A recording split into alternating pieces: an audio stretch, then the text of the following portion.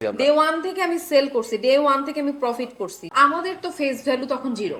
তাহলে আপনি কত ধরনের আইটেম নিয়ে কাজ করতেছেন? সাইটের যে ও আচ্ছা শতরঞ্জিও আনছেন। নারীদের আসলে অনলাইন বিজনেসটা আপনি কি রকম মনে করেন? যে গৃহিণী তো ওদের কাছে আমি একটা একটা করে বিক্রি করলাম, একজন একটা নেয়, কেউ দুইটা নেয়। মানে তাহলে ফটকা ব্যবসায়ী থেকে কাপড় ব্যবসায়ী। ও বাবা, আমি একটা শাড়ি থেকে 8-10টা করে আমার অর্ডার আসতেছে। 6 বছর আগের যে কাস্টমার, সে এখনো আমার কাছে কিন্তু কেনাকাটা করতেছে। সে ইনবক্সে এসে বলবে, আপু এটা 5,000 দেওয়া যায় না। তখন কিভাবে হ্যান্ডেল করেন ওই জিনিসটা? কিছু করার থাকে না, কিছু করার তখন নাই। হয়তো সেও মনে কষ্ট পাইলো কিংবা আমাকে দুইটা গালিও দিল। হাজবেন্ড ওয়াইফ মিলে বিজনেস করাটা আসলে কঠিন না সহজ? বড় একটা ফাড়া আসলো, বাধা আসলো, আমাদের 1 পয়সা সঞ্চয় নাই কোথাও, 1 পয়সা না। সবাই বলে যে উদ্যোক্তারা আসলে জন্মই হয় উদ্যোক্তা। আমাদের পুরো ওয়ালেটটা রিকশা মানে একটা রিক্সা থেকে পড়ে। মানে আপনাদেরকে চিনতে তো হ্যাঁ, যার সাথে হ্যাঁ, সেল করবে হ্যাঁ, তাকে হ্যাঁ, চিনতে। হ্যাঁ।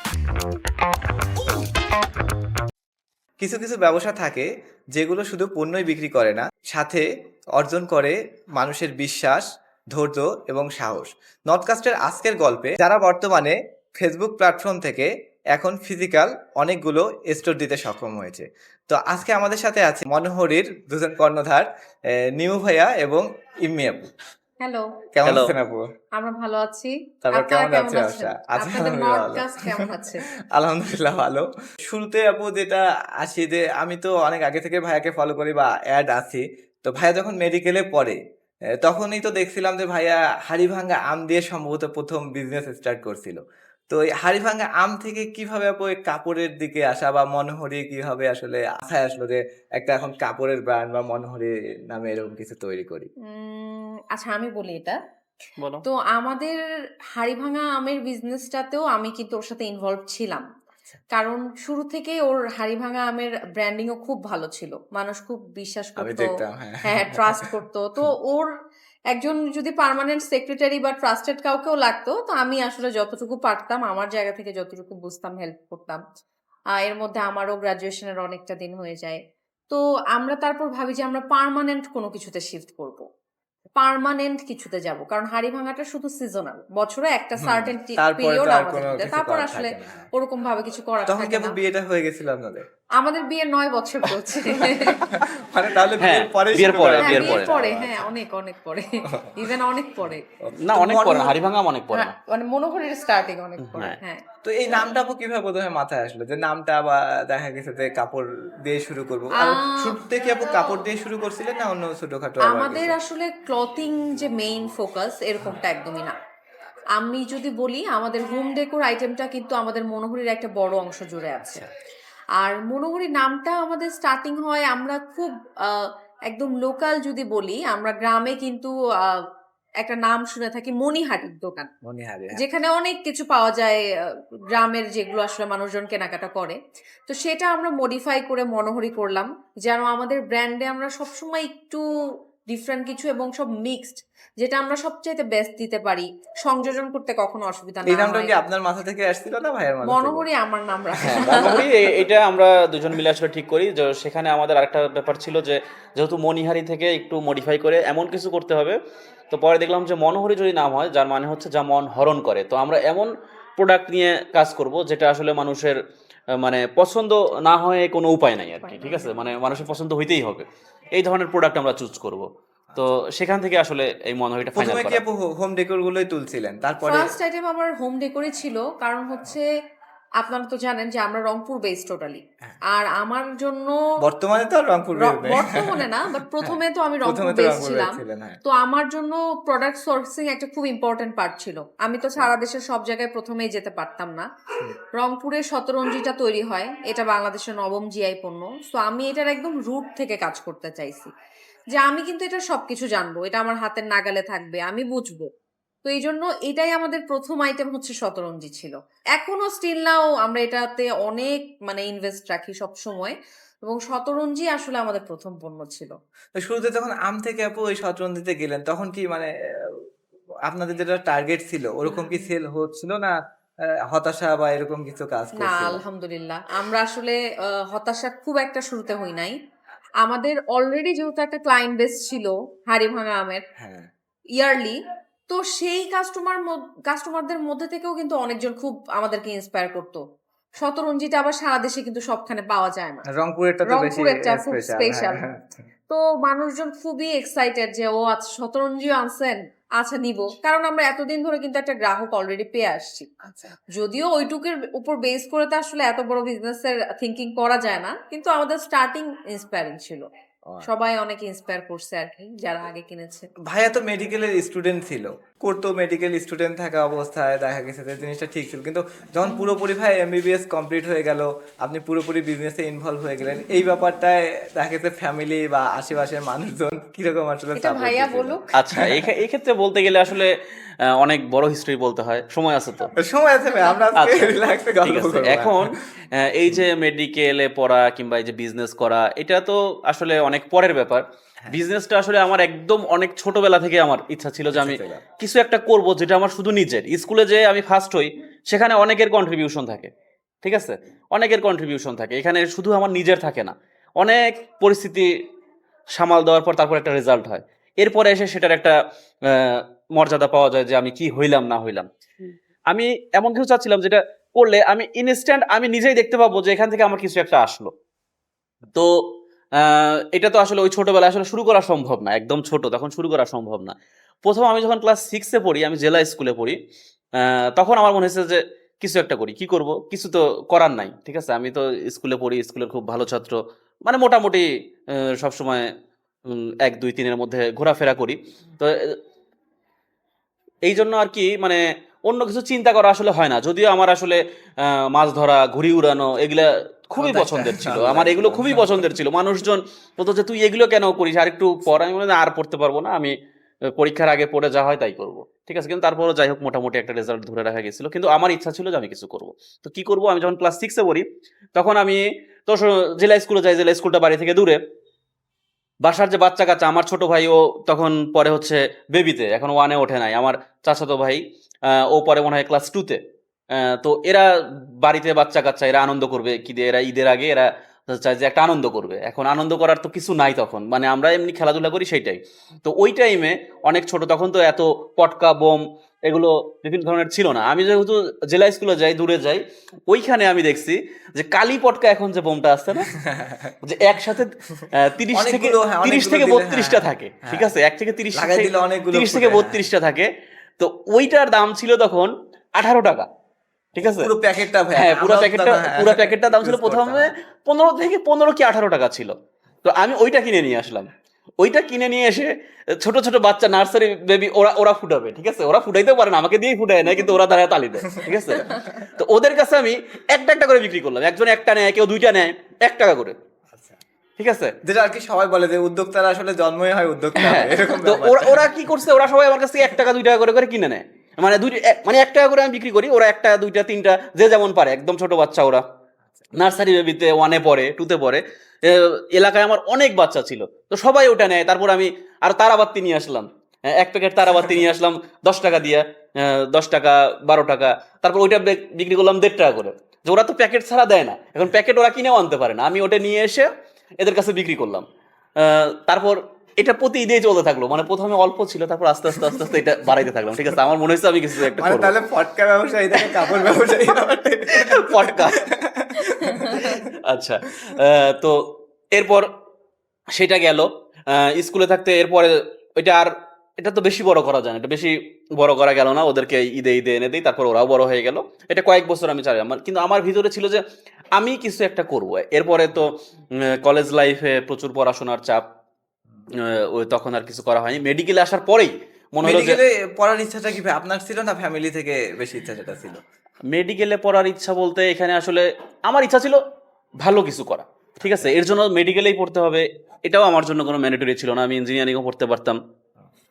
এবং আমি আসলে ম্যাথেই ভালো ছিলাম। আমি আসলে কলেজ পর্যন্ত বায়োলজি পড়িনি, আমি আসলে পড়িনি, ঠিক আছে। তো আমি পড়তাম হচ্ছে প্রচুর ম্যাথ করতাম। ইভেন আমার আমি যখন অ্যাডমিশন টেস্টের জন্য আমি মেডিকেল কোচিংয়ে ভর্তি হইলাম, মানে আব্বু ভর্তি করে দিল, আমার যে ম্যাথ স্যার সে বললো তুমি কেন মেডিকেল কোচিংয়ে, তোমার তুমি এখানে তুমি কোনোদিন বায়োলজি পড়ছো, তুমি তো ম্যাথ করো সারাদিন, তুমি কি এগুলো চান্স পাবা? আমি বললাম, স্যার দেখি। আর ফিজিক্স কেমিস্ট্রিতেও তো অনেকগুলো নাম্বার আছে, ফিজিক্স কেমিস্ট্রিতে যেহেতু 55 নাম্বার আছে, ইংলিশ আছে, তো ওইগুলো দিয়ে ভালো টেনে নিতে পারবো। আর তারপরে একটু বায়োলজি এই সময়টা পড়ে দেখি, ওগুলো তো আমার ভালো আয়ত্ত আছে। তো সব কিছু মিলায়া দিলাম। ফার্স্ট টাইম যখন পরীক্ষা দিলাম, আমরা সবাই একসাথে কোচিং গেছিলাম, তখন তেমন পড়ালেখা একদমই করি নেই।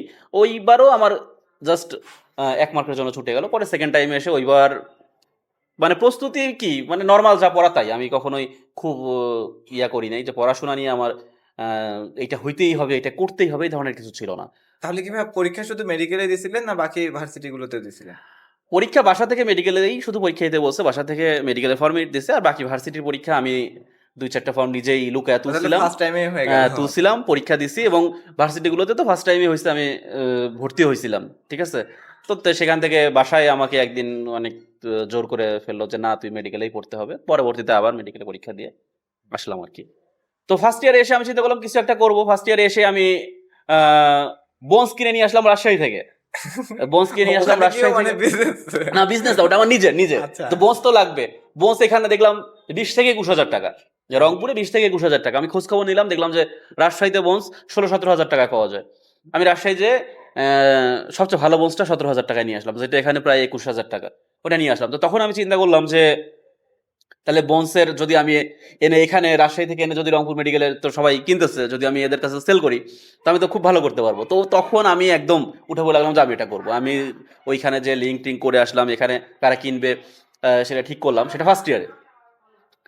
কিন্তু এখানে আসলে জানেন তো যে পলিটিক্যাল কিছু ব্যাপার থাকে এখানে। যারা ওই যে পলিটিক্স করে ওরাই আসলে যে যে কোনো জায়গায় প্রতিটা বিজনেস ওরা নিয়ন্ত্রণ করতে চায়। তখন আর তো ওইটা সম্ভব তো হয় না। দেখা গেল যে বাইরে থেকে ছাত্রদেরকে বন্ডস কিনতে দিচ্ছে না, যারা পলিটিক্যাল ওদের কাছ থেকে কিনতে হবে। আর মেডিকেল মানেই তো syndicate। হ্যাঁ, তো ওখানে এই সিন্ডিকেটটা আবার ছাত্রদেরই সিন্ডিকেট, পলিটিক্যাল ছাত্রদের, তো ওদের কাছ থেকে কিনতে হবে।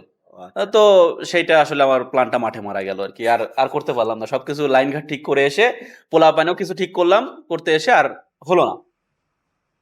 তো যদি তখনই ওইটা করতে পারতাম মনে হয় ওইদিকেও ভালো কিছু করতে পারতাম।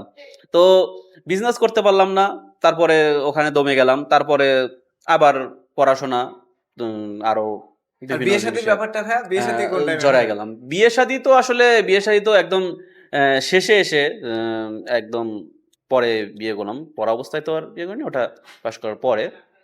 তো তখন রিলেশন হলো। আমার তো আসলে কোনো ইয়া ছিল না যে বিয়ে করা যাবে না যাবে না। আমার রিলেশন হয়েছে, তো আমার পছন্দ, আমি তো ওকে বিয়ে করতে চাই। বাসায় বলছি, বাসায় রাজি হয়ে গেছে। এটা নিয়ে আসলে কোনো ঝামেলা নারাজি তো রাখার কোনো option কোনো নাই। ঝামেলা করেনি। আমি আসলে একটু মানে তো আমার কথা না শুনে আসলে উপায় নাই, কিংবা আসলে আর ওকেও না পছন্দ করার মতো আসলে কিছু ছিল না। সো কেউ আসলে না করে নাই কোনো কিছুতে। তো এই যে বিজনেসের ইয়াটা আমার ভিতরে ছিল, এখন মেডিকেলের পরবর্তীতে চাপে আমি আর কিছু করতে পারিনি। আমার টার্গেট ছিল যে আমি শুধু এটা শেষ করি, খালি কোনো মতে শেষ করবো। আমি কিছু না কিছু করবোই, আমি শুধু শেষ করি কোনো মতে। আমার টার্গেট ছিল যে কোনো ভাবে আমি বিজনেসটা তো ভাই মানে মাঝামাঝি পর্যায়ে শুরু করা ভাই, মেডিকেলে মাঝামাঝি পর্যায়ে এটা ইন্টার্নি থেকে শুরু করা। ইন্টারনেট থেকে, ইন্টার্নির থেকে শুরু করা। আর এটার ক্ষেত্রে আমার আরো একটা ব্যাপার ছিল যে আমি আসলে প্রচুর ট্যুর করতাম। মানে এই ইয়া থেকেই, স্টুডেন্ট লাইফ থেকেই মানে বাইরে ঘোরাফেরা আমার খুব পছন্দ। কেউ যদি বলতো আয়, আমার পরবর্তী দিন ক্লাস আছে, পরীক্ষা আছে, দিলাম দৌড়, ঠিক আছে, সে যেই বলুক, কোনো কারণ ছাড়াই আমি দৌড়তাম। কারণ আমার ঘুরতে ভালো লাগে, আমার ঘুরতে ভালো লাগে। নিজে তো যাই, সবসময় মানুষ পাই না। কেউ যদি বাইরে থেকে ডাকে চল যাই বা চলেন যাই, চলে গেলাম। আমি খুব পছন্দ করতাম। তো এটার জন্য আবার টাকা পয়সার দরকার। এত টাকা পয়সা তো বাসা থেকে দেয়। বাসা থেকে আলটিমেট ফার্স্ট ইয়ারেই টাকা দিচ্ছে, তারপর থেকে আর নেই না। আমি নেই না, ওই স্টুডেন্ট পড়াই আমি। স্টুডেন্ট পড়াই, তো সেখান থেকে টাকা পয়সার জোগাড় হয়। সব দিকেই তো ভাই আছেন আপনি, শুধু বিজনেসেই না। হ্যাঁ, না স্টুডেন্ট পড়াইছি। স্টুডেন্ট পড়াটাকে আমি কখনোই পেশা হিসেবে নিইনি। আমাদের অনেক ছেলে মেয়ে, এখন আপনি বাইরে গেলেই দেখবেন, আগেও ছিল বড় বড় সাইনবোর্ড, অমুক ভাইয়ের বায়োলজি, তমুক ভাইয়ের বায়োলজি, হেন তেন অনেক কোচিং, অ্যাডমিশন টেস্টের কোচিং। এটাকে আমি চাইলে প্রফেশনালি নিয়ে নিতে পারতাম, ঠিক আছে। কিন্তু আমি কখনো নেইনি। আমি শুধু চাইছি যে আমার খরচটা উঠুক, আমার খরচটা উঠুক, আমার ট্যুরের খরচটা উঠুক। ওটাকে প্রফেশনালি নেওয়ার আমার কখনোই ইচ্ছা ছিল না।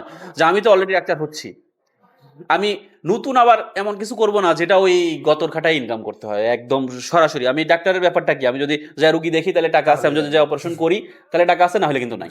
আমি ঘরে আজকে জ্বর হয়ে পড়ে আসছে কিংবা কোনো কারণে গেলাম না, আমার কিন্তু ইনকাম আসবে না। তো স্টুডেন্ট পড়ানোটাও তো তাই। আজকে আমি এখানে পুরো বাজার একদম গরম করে ফেললাম, 7 দিন অসুস্থ, পড়াইতে পারলাম না, 1 মাস পড়াইতে পারলাম না, স্টুডেন্ট তো সব চলে যাবে। কিংবা যারা প্রফেশনাল স্টুডেন্ট পড়ায় এক জেলায়, তাদেরকে যদি কোনো কারণে অন্য জেলায় চলে যেতে হয়, তাদেরকে কি আর কেউ চিনবে? এটা কিন্তু আবার নতুন করে শুরু করতে হবে। পড়লেও তো দেখা গেছে আর কেউ ছিল না। আবার নতুন করে শুরু করতে হবে। সো এমন কিছু করতে চাইছি যেটা আসলে এক জায়গায় বাধা থাকবে না। এক জায়গায় বাধা থাকবে না। তার মানে যে অনলাইন বিজনেস করব সেটাও ছিল না মাথায়, কিন্তু আমি চাইছি যে এমন কিছু করব যেটা এক জায়গায় বাধা না। তো পরবর্তীতে অনলাইনের চিন্তাটাও আসলে যে আমের বিজনেসটা কিভাবে আসলো। আম কিন্তু রংপুরের হাড়িভাঙাটা কিন্তু আগে কিন্তু খুব বেশি সারা দেশে পপুলার ছিল না। আমরা যখন মেডিকেলে পড়ি, আমরা 2012 সালে যখন আসি, তখন পৌর বাজারে 2-1টা দোকানে শুধু হাড়িভাঙা বিক্রি করতো। ইভেন আমরাই এত পেতাম না। হ্যাঁ, আমরাই তো এত পাইতাম না, সেটা 2012 সালের দিকে। এরপর আস্তে আস্তে বাগান বেশি হওয়া শুরু করলো, আস্তে আস্তে সব জায়গায় ছড়াইলো পুরো রংপুরের। তখন আমি বাসায় আম নিয়ে যাইতাম। আমি যখন রোজায় বাসায় যেতাম, আমি এখান থেকে হাড়িভাঙা আম নিয়ে যাইতাম, 5 কেজি 7 কেজি করে আম নিয়ে যাইতাম প্রতিবার। বা মানে আমটা যখন হয় তখন বাসায় যাওয়ার সময় আম নিয়ে যাইতাম। বাড়িতে বলতো আনিস 1-2 কেজি আনিস, আমি 5-10 কেজি নিয়ে চলে যাইতাম। আর শেষের দিকে এসে আমি একবার দেখা গেল যে বাসায় 2 মণ আম একবারে পাঠাই দিছি। তো প্রতিবার বলে যে খাইতে খুব ভালো লাগে, আমি বলছি সবাইকে দিও। তো তখন আমি দেখলাম যে বাহ, আম তো পাঠানো যায়। তখন আমার মাথায় আসলে আম তো পাঠানো যায়। তখন কি তখন কিন্তু আপনার এই যে বিভিন্ন পেজ দেখা যায় না, এখন তো হাজার হাজার পেজ, খুললেই হাজার হাজার পেজ, সবাই বিক্রি করতেছে। তখন কিন্তু এমন ছিল না। এত এত আবার কুরিয়ার গুলো ততটা ভালো হ্যাঁ, ছিল না। কুরিয়ার গুলো এত ভালো ছিল না, কুরিয়ারে আমরা এবং অগণিত সাফারার হয়েছি। কি পরিমাণ সাফারার হয়েছে। এবং হ্যাঁ। রংপুর থেকে আম দেওয়া এটা তো কল্পনাই করা যায় না। কল্পনাই করা যায় না। রংপুর থেকে আম দেওয়া এটা তো কল্পনাই করা যায় না। তখন আমি চিন্তা করলাম যে বিজনেস করি। এখন আমি যে বিজনেস করব, আমটা যে আমি মানুষকে পাঠাবো, এখন এই যে এখন সবাই বিজনেস করতেছে, বিজনেসটাকে অনলাইন বিজনেসটাকে সবাই এখন ভালোভাবে নিচ্ছে। আগে কিন্তু ভালোভাবে নিত না, আগে ভালোভাবে নিত না। এটা তো মনে হয় করোনার টাইম থেকে বেশি। হ্যাঁ, জিনিসটা কিন্তু আমি তো তার অনেক আগে। এটার সাথে কানেক্টেড আছে আমের ব্যবসায়ী। এটা শুনলে মানুষ কি এটা তো বলবে? কি অবস্থা? এটা শুনলে মানুষ কি বলবে? তখন কি ভাই আপনার মানে এই জিনিসটা বলতে কি আনি যে ফিল হতো আমি আম ব্যবসায়ী বা আমার তো ব্যবসা করতেছি? আমি তো তখন কাউকে বলিনি। প্রথম যখন আমি শুরু করছি, আমি আর ইম্মি, ঠিক আছে, কলগুলো ইম্মি রিসিভ করে, আমি তো সারাদিন ওদিকে কাজ করি। তো আমি চিন্তা করছি যে এইটা যে আমি করতেছি, এটা যদি সবাই জানে আমাকে কি বলবে, কিংবা বাড়ি থেকেই কি বলবো যে আমি ইয়া করতেছি, ঠিক আছে। তো তখন তো আসলে আম বাগান নেওয়া ছিল না, তখন এই যে আমের যে হাট ছিল সেখান থেকে সরাসরি কৃষকরা পেরে নিয়ে আসে, ওখান থেকে নিতাম, ঠিক আছে। আমি নিয়ে যাদের অর্ডার আসতো, তখন অর্ডার আমি নিতাম কিভাবে, আমি তো জানাইতাম না যে আমি করতেছি। তখন আমি পেজ খুললাম যে কি করা যায়, তাহলে পেজ খোলা যায়, পেজ খুলে মানুষ জানবে না যে কে করতেছে। আমি এমনি আইডিয়া দিলে তো সবাই জেনে পার্সোনালি নিতেন ভাই? প্রথমে কিভাবে ভাই নিতেন? পার্সোনালিও নেওয়া হয়েছে। পার্সোনালি কিছু বন্ধু বান্ধবদেরকে দিছি, ঠিক আছে। আর অপরিচিত লোকের অর্ডার আনার জন্য তখন আমি কি করবো, তখন আমাকে পেজ খুলতে হবে। তখন আমি পেজ খুলছি, পেজ খুলে তারপরে আসলে অর্ডার নেওয়া শুরু হয়েছে। তো সেখান থেকে এই আমটা শুরু। আর আমটা শুরু করার যখন আমাদের 1 বছর হয়ে গেল, তখনই আমি এমনি চিন্তা করতেছিলাম যে এটা তো সিজনাল আমরা একটা করছি, আমাদের সারা বছরের জন্য একটা কিছু করা উচিত, জিনিসটা তো ভালো, আমরা বিজনেস পাশাপাশি যদি করি তাহলে এই ব্যাপারটা ভালো। তখন আমাদের কি প্ল্যান ছিল, পাশাপাশি, আমার কাজের পাশাপাশি তখন পর্যন্ত। তো ইম্মি তখন বললো আমি কিছু করতে চাই, আমাকে তুমি কিছু করে দাও, আমি শুরু করব, আমিও একা থাকি, এটা করলে আমার অনেক ভালো হবে। আমি তো 24 আওয়ার্স একা, কারণ হ্যাঁ, সে আমি তো একাধারে ইন্টার্ন করছে, আমি তখন ইন্টার্ন করি, একাধারে ডিউটিতে, ক্লিনিকে ডিউটি করছে, স্টুডেন্ট পড়াচ্ছে। আমার মনে হয় ওর সাথে রংপুরে আমরা একই জায়গায় থাকি, আমাদের 3 দিন পরেও দেখা হচ্ছে।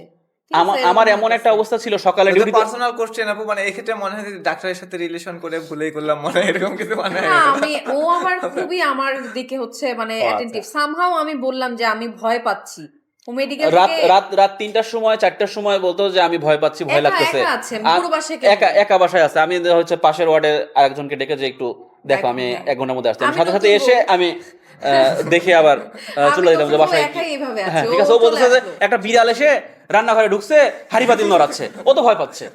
আমি এরকম পুরো 1 বছরে অনেকবার আসছি, মানে যতগুলো ইন্টারনেটে থাকতে আমি প্রচুর নাইট ডিউটি করতাম, কারণ আমি ডে ডিউটি করতাম। মানে সকালের যেটা মেইন ডিউটি ওটা তো করতেই হবে, ওটা তো সবার জন্য মাস্ট। কিন্তু দুপুরে যেটা, দুপুর এবং রাতে রোস্টার করা হয়।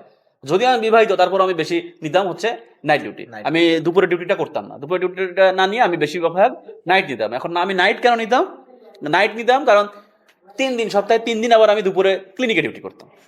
আচ্ছা, ঠিক আছে, কারণ আমার ইনকাম বাড়াইতে হবে, আমাকে ট্যুরে যাইতে হবে। ইনকাম বাড়ানোর একটা উদ্দেশ্য, আমাকে ট্যুরে যাইতে হবে। 3 দিন না, মোর না দ্যান না 3 ডেজ। না না, 3 দিন ছিল ক্লিনিকে, আর 3 দিন পরে তুমি স্টুডেন্ট। তারপরে হচ্ছে আর 1 দিন থাকতাম ঢাকা। আবার এদিকে তো আবার পার্ট টাইম আমের বিজনেস ছিল একটা তো। আর আমের বিজনেসের সময় তখন আমি ক্লিনিক ডিউটিটা ওই দুপুরে করতাম। আমের সময় ক্লিনিক ডিউটিটা, আর নাম তো শুধু 1 মাস থাকে, তখন ওই ক্লিনিক ডিউটিটা দুপুরে করিনি। তো এইভাবে আমাদের এই বিজনেসটা, মানে আমাদের মনে হয়েছে কি যে এমন কিছু করবো যেটা আসলে ছড়ায় দেওয়া যাবে। তাহলে আমটা করে ভাই কি মোটামুটি দুজনে সাকসেস? না, আমটা করে আমাদের অনলাইনে যে বিজনেস করা যায়, এটা আসলে আমাদের মানে ইয়াতে আসছে যে অনলাইনে বিজনেসটা করা যায়, তখন তো এত মানুষ অনলাইনে বিজনেস করতো না। এখনো তো ভাই ফ্রুটস নিয়ে আর দেখেছি আগে অনেক তো page অনলাইন বা বিজনেস মানে ছিল অনেকে কাজ ফাটকাবাজি, করতেছে। ঠিক আছে, আগে অনলাইন বিজনেস ছিল মানে ছিল ফাটকাবাজি, যে মানুষ ফাটকাবাজি, হ্যাঁ। এইটা মানুষ অর্ডার দিলে ভরসা পাবে পাবে না। পেঁয়াজ, হেন তেন বাজে জিনিস পাবে। তো আমরা চিন্তা করছি অনলাইন যেহেতু মানুষ কেনাকাটা করে এত অবিশ্বাসের পরেও, তো আমরা একটা বিশ্বাসের জায়গা তৈরি করবো। আর আপু যেটা বললে কুরিয়ারের ইস্যুটা, কুরিয়ারের জন্য কি পরিমাণ না, অনেক বেশি, ও হ্যাঁ। যেটা বললো পেঁয়াজ, আমার কাস্টমাররা আমার পার্সেলে অনেক সময় পেঁয়াজ পাইছে, ঠিক আছে, আম- চুরি আম- হয়ে আম- গেছে। আমার কুরিয়ারটা trustable আমার ছিল না। বন্ধুকে আমি আম পাঠাইছি, চুরি আমার হয়ে বন্ধু মেডিকেলের বন্ধুকে আমি আম পাঠাইছি, সেখানে এক বস্তা পচা পেঁয়াজ দিছে, চলে গেছে। আমের জায়গায় পচা পেঁয়াজ দিছে। ওটা ওর ফ্রেন্ড জন্য জানাইছে, অন্য কাস্টমার অন্য কাস্টমার তো গালাগালি করে ফ্রড, অস্থির। তোরা বাটপার, এটা বাটপারি করতেছে, কারণ ওরা তো বুঝবে না যে আসলে না, না। এটা কোন হ্যাঁ। জায়গা থেকে এবং প্রবলেমটা এটার হয়েছে। জন্য কিন্তু আমাকে টোটালি রিফান্ড করতে হয়েছে, ফুল পেমেন্টটা। কাস্টমারের কাছে আমরা যে তখন টাকাটা কুরিয়ার নিয়েছি এই দায়ভারটা নিত না। কখনোই না, কখনোই না, মানে কখনোই না। কাঁচা জিনিসে তো এখনো নেয় না। এখনো নেয় না। তো যাই হোক, এখান থেকে আমাদের বিজনেসের ওই যে শুরু, ইম্মি বলতেছে কিছু করব কিছু করব কিছু করব, ঠিক আছে কি করা যায়, ইম্মি বলতেছে যে এমন কিছু করব যেটা সম্পর্কে আমি ভালো খোঁজ নিতে পারবো, যেটা আমার আয়ত্তে থাকবে। তো তখন আমাদের মাথায় আসলো তাহলে শতরঞ্জি, ওই আমাকে বলো তাহলে চলো শতরঞ্জি যাই, আমরা শতরঞ্জি দেখি কিভাবে হয়, আমরা ঘোরাফেরা করি, আমরা শতরঞ্জির এরিয়ায় গেলাম কিভাবে হয়, আমরা দেখলাম, কয়েকদিন আমরা ঘুরলাম ফিরলাম, ঠিক আছে, কিন্তু আমরা শুরু করতে পারলাম না। কেন বললাম না, এখানে আবার আরেকটা কাহিনী। আমরা চিন্তা করছি যে আমরা শুরু করে ফেলবো। এখন খোঁজ খবর কিছু করার পর, কয়েকদিন যাওয়ার পর, যেদিন আমরা ফাইনাল যে আজকে আমরা প্রথম নিব, ঠিক আছে, আজকে আমরা না নিলেও ফাইনাল করে আসবো যে আমরা এগুলো এগুলো এগুলো এগুলো নিব আমরা। আমাদের তো ফেস ভ্যালু তখন জিরো, কেউই চেনে না আমাদেরকে, তো তার মানে কি আমার হাতে একদম ভালো একটা ক্যাশ নিয়ে আমাকে যাইতে হবে। হ্যাঁ, তো কি হলো, কনফিডেন্সটা এভাবে না, পাচ্ছিলেন না, না। আর আমরা তো তখন আরো ছোট, আমরা তো অনেক ছোট তখন, কেউ তো আর বিশ্বাসই অনলাইনে তো করতে এইভাবে পারতেছে মানে তখন আমাদের ওইভাবে আমরা যে পরিচয় নাই ব্যবসা বলতে, করবো- বন্ধু বান্ধব, আমরা প্রচুর ঘোরাফেরা করি, এই হিসেবে আমাদের প্রচুর বন্ধু বান্ধব ছিল, অনেক ট্যুর গ্রুপে আমাদের প্রচুর পরিচিত ছিল। হ্যাঁ, হ্যাঁ, তো হ্যাঁ। এইটা আমাদের একটা ভালো প্লাস পয়েন্ট ছিল যে ট্যুর গ্রুপের প্রচুর মানুষ আমাদের পরিচিত ছিল। পরিচিত ছিল। তো আমরা কি করলাম, আমরা যাচ্ছি, আমরা যখন যাচ্ছি তখন রংপুরের এই রাস্তাগুলো একদম ভাঙা, ওই যে এই রোড পাকা হচ্ছে, রোডগুলো, হ্যাঁ। রাস্তা প্রচুর ভাঙা, সুন্দর মতো রিক্সায় যাচ্ছি। আমি তার আগে কয়েকটা ক্রেডিট কার্ড নিয়েছি, পকেটে টাকা নিয়েছি কিছু কিনবো। বেশ ভালো অ্যামাউন্ট আমাদের জন্য তখন, এটা অনেক বেশ ভালো অ্যামাউন্ট। আমাদের পুরো ওয়ালেটটা রিকশা মানে একটা রিক্সা থেকে পড়ে গেল, কার্ড সহ, হ্যাঁ। স্টেপে। মানে জাস্ট আগে আমি ক্রেডিট কার্ড দিছি কিছু, মাঝ রাস্তায় যে সেটা মানে এমন না যে ওখানে যে পৌঁছাইতে পারছি। কিনলাম, পৌঁছাইতে মাঝ রাস্তাতে তার আমাদের আগে। wallet দেখি। হারিয়ে গেছে। তখন তখন মনে হয়নি যে একটা বাধা আসতেছে, হ্যাঁ, বা এটা ফেরত। শুরু- আমরা তো ফেরত আসছি, আমাদের কাছে তো আর কিচ্ছু নাই, আমাদের কাছে তো আর কিছু নাই, আমরা তো টাকা হারালাম, ক্রেডিট কার্ড হারালাম, আমরা সব হারালাম। সব হারাইলাম, সব সব হারায় হারিয়ে চলে তখন এসেছি। আর কিছু নাই, আর কিছু নাই। তারপর কি করলাম, তারপরে আমাদের আরো আমরা সারা রাস্তা খুঁজতে খুঁজতে আসলাম, আশায় যদি পাওয়া যায় মানি ব্যাগটা, ওয়ালেট। আবার থেমে গেলাম, আবার টাকা পয়সা নাই, আবার হ্যাঁ, এরপর টাকা পয়সা নাই বলতে মানে বিজনেস করার টাকা পয়সা নাই। পয়সা নাই। আমরা তো কন্টিনিউয়াস এই যে স্টুডেন্ট পড়াচ্ছি, এ করতেছি, মাসে যে কম আর্ন হয় তা না, তখন আমার 60-70-80 হাজার টাকা আর্ন হয়। এটা দিয়ে আমরা 2 মাস পরে ঘুরতে চলে যাই, ঠিক আছে, এইটাই। আমরা ঘুরতে চলে যাই, আমাদের 1 পয়সা সঞ্চয় নাই কোথাও, 1 পয়সা না। মানুষ এই যে ইয়া করার পর একটা ব্যাংক অ্যাকাউন্ট করে, একটা এফডিআর করে, হ্যান করে, নাথিং, আমাদের কিচ্ছু নেই। তারপরে আবার শতরঞ্জি কিনতে পরের বছর আবার আমি বিজনেস করে এরপর মানে আবার এতদিন কিছু টাকা, অপেক্ষা করলেন। এতদিনই, কারণ আমাদের কাছে ওই ইনভেস্টমেন্ট শুধু ইনভেস্টমেন্ট নাই, ইনভেস্টমেন্ট চাইলে আমরা করতে পারতাম, আবার এক Trip মাস বাদ দিতে একটা হতো। ট্রিপ না দিয়ে আমরা যাইতে পারতাম, কিন্তু ওই যে মনে হলো যে বড় একটা ফাড়া আসলো, বাধা আসলো, করবো না করবো না, করবো না করবো না, এটা করতে করতে শেষ পর্যন্ত পরের বছর আমি বিজনেস করার পর না শুরু করে দিয়ে যা আছে কপালে, তারপরে নিয়ে আসলাম। প্রথম দিন আনার পরেই আমি এমনি যখন প্রথম দেখালো, তখন দেখা গেল যে আমাদের আত্মীয় স্বজন, ট্যুরমেটরা সবাই মানে ব্যাপক আগ্রহ দেখালো। তো পরের দিন আমি যে আবার আরেকটা লট নিয়ে আসলাম, তারপরের দিন পর 4 দিন লট নিয়ে এসেছি আমি, মানে একদিন লট নিয়ে এসে বসে নেই, পর 4 দিন লট নিয়ে এসেছি। ফিজিক্যালি ভাই তখন সেল করলেন? ফিজিক্যালিও ভাই না, অনলাইনে দেখাইলাম, অনলাইনেই দেখাইলাম। এন্ড আমাদের যেটা ব্যাপার ছিল, ডে 1 থেকে আমরা খুব সিলেক্টিভ ডিজাইন Product নিয়ে চুজ করতাম, খুবই সিলেক্টিভ। আপনি মানে দেখলে বলতে বাধ্য যে ও আচ্ছা সুন্দর, তো এই প্রোডাক্টটা যেন সুন্দর সুন্দর এটা। হয়।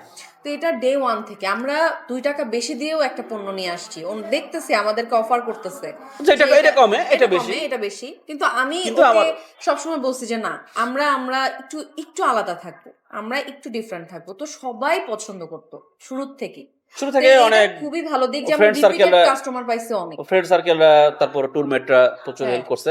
এখন এটা শুরু করার পরেই কিছুদিন মানে প্রথম 15 দিন পরে আমার মনে হলো না বিজনেস হচ্ছে, আবার হচ্ছে না, কিভাবে বিজনেস হচ্ছে এখন পর্যন্ত যারা নিচ্ছে সবাই আমার পরিচিত, কোনো না কোনো ভাবে পরিচিত। বিজনেসটা তখন হবে যখন অপরিচিত লোক আমার কাছ থেকে নেবে, তখন আমার দিকে কি বিজনেসটা হবে। রংপুরের মধ্যেই সবাই নিত না না বাইরে বাইরে প্রথম দিন যেদিন রংপুরে প্রথম রাতে যেদিন প্রথম এনে ও দেখাইছে পরের দিন ওর 10টা পার্সেল দিছে।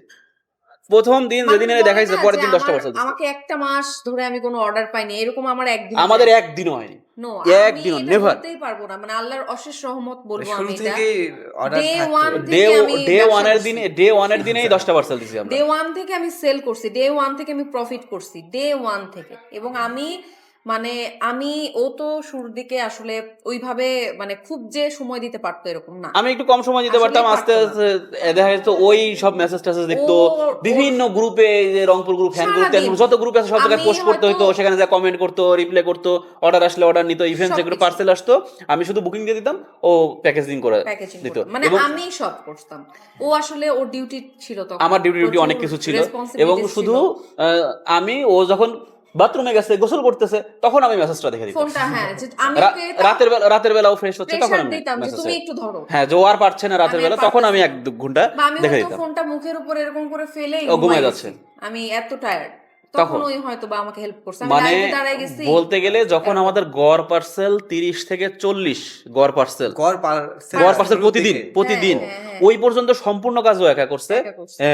আমি শুধু ওই যে আমি কলটা রিসিভ করতাম, তখন ওই যে কুরিয়ার থেকে কল আসে, তখন তাহলে আলাদা ভাবে কোনো টিম বা মার্কেটিং কেউ Nothing. ছিল না, Nothing. সবকিছু আমরা দুজন। আচ্ছা 30 থেকে 40টা পার্সেল যখন গড় যায় তখন পর্যন্ত একা, ও অন্য কাউকে নিয়ে পারছিল না যে অন্য কি আমার মেসেজটা এইভাবে দেখতে পারবে, এইভাবে মানুষের সাথে আমি কথা বলতে যেভাবে পারবে। ক্লায়েন্ট ডিল করতেছি, কারণ তখন পর্যন্ত আমার কোনো রিটার্নই ছিল না। ওই জিনিসটা তো এবং ওনাকে ইয়েস পারবে না। আমি তখন একটা শূন্য পার্সেল আমার আসে না, আমি কোনোদিনও ভাবতেই পারি না পার্সেল কেউ কোনো কাস্টমার রিটার্নও করে। এরকম রিটার্ন না, কিচ্ছু না, আমরা 1 পয়সা আগে আমরা তাও মানুষ রিটার্ন করিনি, Return করেনি। কারণ মানুষকে যতভাবে ঠিকভাবে বোঝানো, প্রতি ডিটেলস প্রোডাক্টের একদম ফার্স্ট ক্লাস সম্পূর্ণ বর্ণনা দেওয়া, বাবা। সেটাও দিত। ইভেন আমি এমনও কাজ করছি যে আমরা রাত 2টা 3টা 4টা মানুষ বলতেছে এইটার এখন ভিডিও দেন, একটা 6 ফিট 9 ফিট শতরঞ্জির ভিডিও দেন। শীতের রাতে কাঁপতেছি আমি, সেই শতরঞ্জি মেঝের মধ্যে যায় বিছায় এরকম করে যায় ধরে পুরোটা ফার্স্ট টু লাস্ট ভিডিও করে রাত 4টার সময় আমি দিচ্ছি, হ্যাঁ ঠিক আছে ওই সময়ে।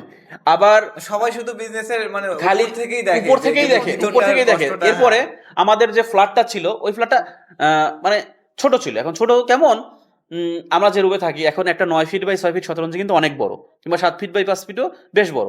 এখন আমাদের জিনিসপত্র রাখার পর মেঝের মধ্যে ওই জিনিসটা ছবি তোলার মতো সুযোগ মানে আমাদের ছবি নাই। সুন্দর ছবি হবে কারণ জায়গাই হচ্ছে না ওইটার মেঝেতে, কারণ ঘরের মধ্যে অনেক জিনিস কম্বিনেশনে ছবিতে কালার একরকম পাঠানোর না পরে না না না তখন ওরকম আসেনি, তখন তো একদমই আসেনি, তখন তো একদমই আসেনি। একদমই না, কারণ আমি তো ভিডিও শেয়ার করতাম, ছবিও। আপনার কোনটা আপনি দেখে আপনি নেবেন না কেন? মানে তখন কি হইতো, নিতেই হবে। আমরা ওইবার শীতে কি করছি, প্রথম যে বছর আমরা শুরু করছিলাম ওই বছর রাতে আমরা শতরঞ্জি যেদিন অনেক নিয়ে আসছি, আমরা বাড়িওয়ালার বাসায় যা ছবি তুলছি, হ্যাঁ, আমরা রিকোয়েস্ট করছি ওনাদেরকে রিকোয়েস্ট করছি। যে এখন কয়দিন আমাদেরকে করা একটু যায়, আপনাদের ড্রয়িং, আমাদের তো এরকম ড্রয়িং রুমও নাই তখন, ড্রয়িং রুম নাই, ঠিক আছে আমরা 2-3 দিন করলাম, 2-3 দিন করলাম, তারপর বললাম দুইটা যে মানুষ কতবার থাকি, করা হ্যাঁ। যায়। এরপরে কি করলাম, বিছানা তুলে ফেললাম এই শীতের রাতে। তারপর আমরা একদিন রাতে দুইজনে মিলে আরেকটা রুম, যেটা আমাদের দুটা রুম, একটাতে আমিও থাকি, আরেকটা যদি কেউ গেস্ট আসে হ্যাঁ। তাহলে থাকে, আমরা দুজন মিলে পুরা আমাদের বেড তুলে ফেললাম বিছানা শতরঞ্জির ছবি তোলার জন্য। বিছানা খুলে বারান্দায় রেখে দিলাম,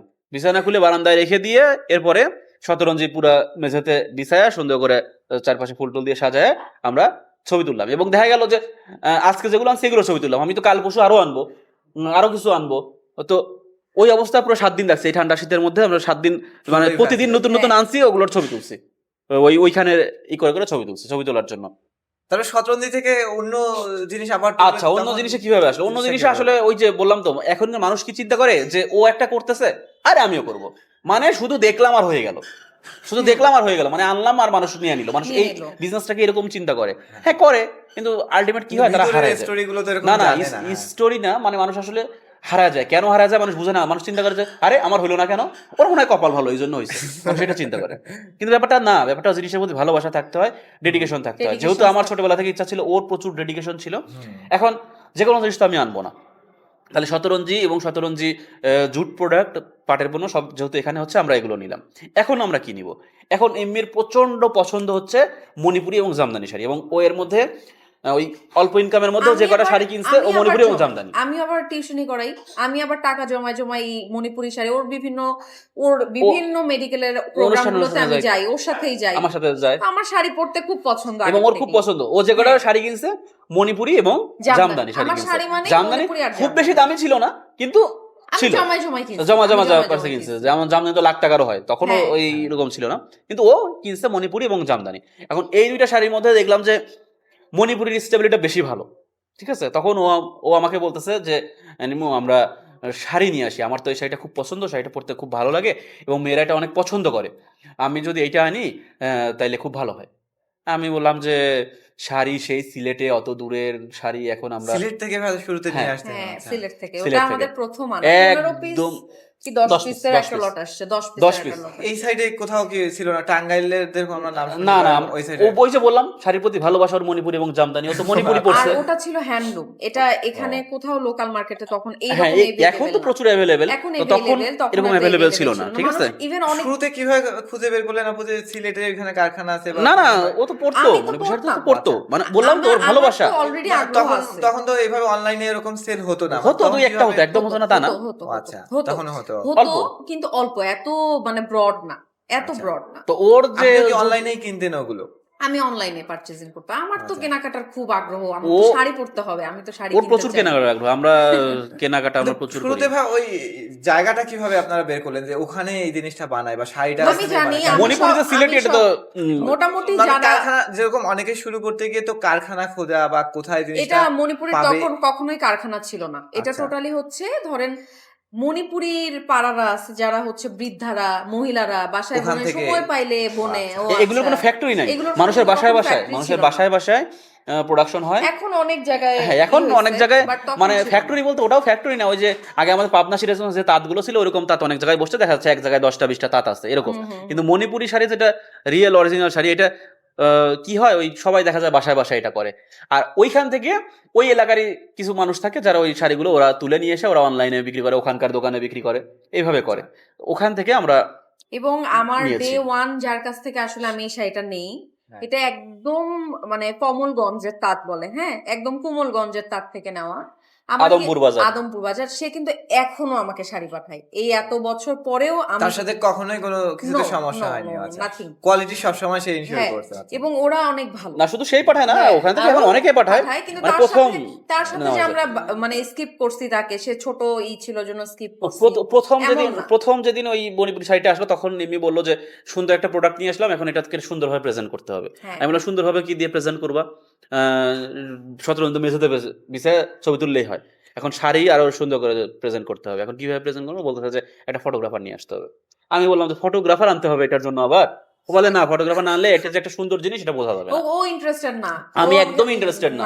যে- ও তারপর খুঁজে খুঁজে রংপুরের একজন ফটোগ্রাফার মিনহাজ, হ্যাঁ, ওকে আমি ওর সাথে খুব করতেছি, মিনহাজ একটু কমের মধ্যে দেখো না, আমার তো প্রথম এগুলো আমি তো জানি না, একটু দেখো। তো ও আসলে আপনারা তো তার আগে থেকে করেন, অনেক কিন্তু আগে আপনাদের আগে থেকে বিল একটু বেশি আমার ছিল, তো- আমরা কমের মধ্যে করতাম। মডেলিং ফটোগ্রাফি বা হ্যাঁ এটা এগুলো করেন না, বা আমার আসলে- একটু কম। ও তখন আমি শুরু, আসলে বাজেটের ওরও কিন্তু মধ্যে ফার্স্ট, ছিল, ও ওরও ছোট কিন্তু শুরু, ছিল। ও ও একদম শুরু। কেবল শুরু করতেছে, তো খুঁজে খুঁজে আমি বললাম যে একটু করো না, যে তো কোথায় একদম কমে ইয়ে করা যায়। আমি বললাম যে কোথায় কমে, তুমি যেহেতু করবাই, কে কমে করে দিতে পারবে তুমি একটু So, খুঁজে বের ও করো। আসলো, আপনার আমি নামও না- ছিল, মিনার ও আসলো। বলতেছিল, আমি বললাম ওনার তো খরচ বেশি হবে, ঠিক না, আছে। উনি অলরেডি তখন এস্টাবলিশড। হ্যাঁ, সেটাই বললাম যে ওনার তো খরচ বেশি হবে। বললাম যে কমে যদি কেউ করে দেয়, দেখো যেহেতু আপনাদের দেখো। স্টার্টিং ছিল তখন, হ্যাঁ 10টা শাড়ি নিয়ে হ্যাঁ। আসছি। এবং আমি একদিনে 10টা শাড়ি শুট করছি, করছে। ওদেরকে বলছি আমি 1 ঘন্টায় শুট করে দেব তোমাদেরকে। মানে একদিনে আপু 1 ঘন্টা কি আপনি চেঞ্জ করছেন? আমি আর- 1 change ঘন্টায় করছে। 10টা শাড়ি পরছি, আচ্ছা 1 ঘন্টায় 10টা ওরা তো শাড়ি অবাক। পরছি। এবং ওরা তো নরমালি, আপনারা এটা জানেন যে সময়টা শাড়ি আসলে change কি করা তো পরিমাণে, আসলেই অনেক আর একটা, সময় আপনাদের জন্য কি পরিমাণে ইম্পর্টেন্ট। আমি বলছি আমি 1 ঘন্টায় নিব, আমি ওদেরকে মনে হয় 47 or 50 মিনিটস এর মধ্যে আমার ফুল ইভেন্ট কভার করে দিচ্ছি।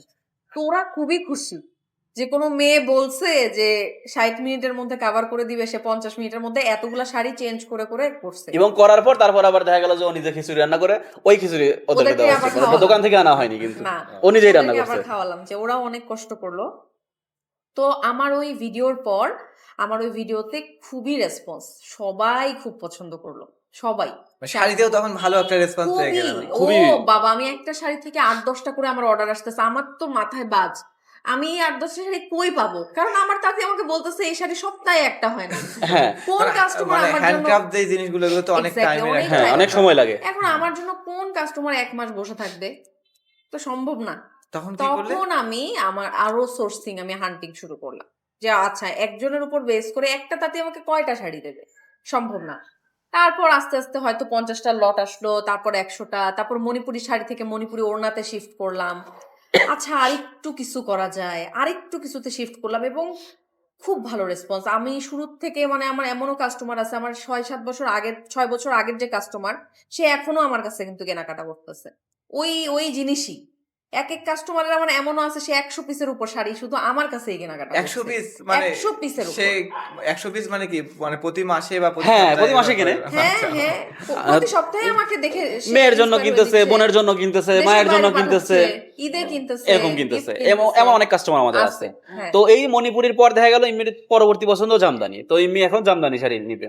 জামদানি শাড়ি নেওয়ার জন্য এখন নিল, অনলাইনে কয়েকটা নিল, 5টা না 6টা নিল, কিন্তু ভালো মনে হলো না, আমাদের ভালো মনে হলো না। এই জন্য আমরা জামদানিটা অফ Skip রাখলাম, করলাম। স্কিপ করলাম। স্কিপ এবং করে জামদানিতে অনেক ব্যাপার আছে, অনেক ব্যাপার থাকে অনেক যেটা ব্যাপার আমাদেরও আছে। আসলে বোঝা অত সম্ভব বেশি না। বোঝা এত জলদি সম্ভব এত ছিল দূর না। আসলে থেকে বোঝা সম্ভব আসলে না। যে জিনিস আমি কারণ আমরা ভালো দেখি বুঝি যে না 5,000 সেটা আসলে না করা উচিত। এর মধ্যেও পাওয়া যায়, আবার দেখা যাচ্ছে 1 লাখ, তারপরে হ্যাঁ, 1 লাখ exactly, প্লাসও exactly। হ্যাঁ, হ্যাঁ, হ্যাঁ, এই জন্যই। এবং আপনি যখন একই সাথে একটা 1 লাখ আর 5,000 টাকা জামদানি ধরবেন, আপনি 5,000 টাকার জামদানিটা আর দেখবেন না। সত্যি কথা হচ্ছে এটা। ওটা তখন কিছুই মনে হবে না। টাকা বলে মানুষ ফ্যাক্ট না, কিন্তু আপনি জামদানিতে টাকা কি জিনিস সেটা আপনি জামদানি হারে হারে টের পাওয়া যায়। আপনি বুঝতে পারবেন। তো মেয়েরা তো আরো হারে হারে টের পায়। তো এই জন্য আমরা Skip সময় করলাম। নিলাম, তখন স্কিপ করলাম। স্কিপ করে আমরা জামদানি সম্পর্কে আরো জানার চেষ্টা করলাম অনলাইনে, ভিডিওতে, মানে এই জিনিসটা কিভাবে হয়। এরপরে তারও 1 বছর পরে আমরা জামদানি শাড়ি আনছি। আমরা নিজেরা গেছি, বাড়ি বাড়ি ঘুরছি, দেখছি প্রতিটা যত জায়গায় প্রোডাকশন হয় আমরা ঘুরে এবং দেখে এমনও হয়েছে যে আমাদেরকে এরপর আমরা আনছি। সব তাঁতিরা যে দেখাবে, সে সেটা দেখাইতে চায় না। চায় না। আমাদেরকে দেখে বিশ্বাস করতেছে না, এরা ছোট আবার মানুষ নিবে। এমনি এরা আসছে। আবার বিজনেস আমাকে দেখে তো আরোই বিশ্বাস করতে চায় না, আমি তো আরোই ছোট। ওর তো আরো বেবি ফেস। তো আমাকে তো বিশ্বাস এরা নিবে না না না। তো এখন এমন একটা বিষয় যে আমি যদি এই যে মণিপুরি নিয়ে যে কথা বললাম, আমি যদি সিলেটে এখন কখনো যাই, আমার ধারণা আমি যাদের কাছে শাড়ি আপনি নেই, আদমপুর কিংবা ওই সাইডে যদি যান, মানে আমার ফেস দেখালে ওরা বলে দিবে। ফেস এটা দেখালে কি? সবাই চিনবে। আমার ধারণা 2-1টা দোকানে ইয়েও পাবেন, ব্যানার থাকে না, ব্যানারে হ্যাঁ, ব্যানারে আমার থাকে, ওর ছবি ছবি দিয়েও আছে। এটা হচ্ছে মণিপুরি শাড়ি, এরকম। আচ্ছা। এরকম আছে অনেক। তো এবং এমন কোনো ওয়ার্কার নাই যে আমাকে মনে হয় চিনে না, কারণ ওই ছবি দেখে ওরা আবার এখন বলে। তো মোটামুটি সব আইটেমে কিংবা এখন জামদানির এলাকা দিয়ে হেঁটে গেলেও সবাই জামদানিতে তো চিনে। এই যে আমি লাস্ট বছরও জামদানি যেখানে হয়, লাস্ট বছর না, কয় মাস হলো, এই 2 মাস কি 3 মাস হলো, আমি এই যে আগে অক্টোবর গেলাম। ফেনী আউটলেট আমি দেওয়ার গাড়িতে আগের দিন বসে আছি, আমাকে এরা গাড়িতে নক করতেছে যে সবাই। আবার নামান, নামান, চিনি তো। আমি হাটে বসছি, জামদানি হাটে জামদানির যে গিয়ে হাট। আপনি যখন জামদানি কিনতে যাবেন, এটার কিন্তু প্রসিডিউর আলাদা। কয়েক ধরনের আপনি প্রসিডিউর আছে। আসলে বসবেন, আর এখানে আপনি হাটে যেয়ে বসবেন, আপনি বসবেন, আর বিক্রেতারা আপনার আপনার কাছে কাছে আসে বিক্রেতারা আসবে, ভিড় জমাবে। মানে আপনি বসবেন, আপনার কাছে বিক্রেতারা আসবে, Exactly. বিক্রেতারা আসবে, এটা মানে উল্টা নিয়ম। procedure-টা উল্টা। আচ্ছা। তা আমি যখন বসছি, আমার ডানে বামে সবাই আমাকে বলতেছে আপনাকে তো চিনি, আপনি আসছেন। আপনি আসছে প্রত্যেকে যত জামদানি মানুষ হাটে শাড়ি যায়। নিয়ে মানে আসছে। ব্যাপারটা উল্টা। আমরা যেরকম নরমালি কিনতে গিয়ে দোকান চিনি, আর হ্যাঁ, ওখানে হ্যাঁ। দেখা যাচ্ছে ওরা না, এসে না, না। মানে আপনাদেরকে চিনতেছে, হ্যাঁ, যাকে হ্যাঁ, সেল হ্যাঁ, করবে হ্যাঁ, তাকে হ্যাঁ, চিনতেছে। হ্যাঁ। আচ্ছা। বলতেছে আপনারা আসছেন, আপনাকে তো দেখি, অনেক দেখি। সবাই চায় একটা ট্রাস্টেড সেলার থাকলে, তাদের সাথে লেনদেন করতে পারলে ওদেরও ব্যবসাটা ভালো হয়, এইটাই হচ্ছে একটা ব্যাপার। পরে তাহলে জামদানি মানে ভালোই চললো আপনার, জামদানি নিয়ে জামদানি আসার তো পরে? অবশ্যই ভালো চলে, বাট জামদানি জিনিসটা হচ্ছে এক্সপেন্সিভ প্রোডাক্ট। সকল কাস্টমাররা কিনতে চায় কিন্তু কিনতে পারে না।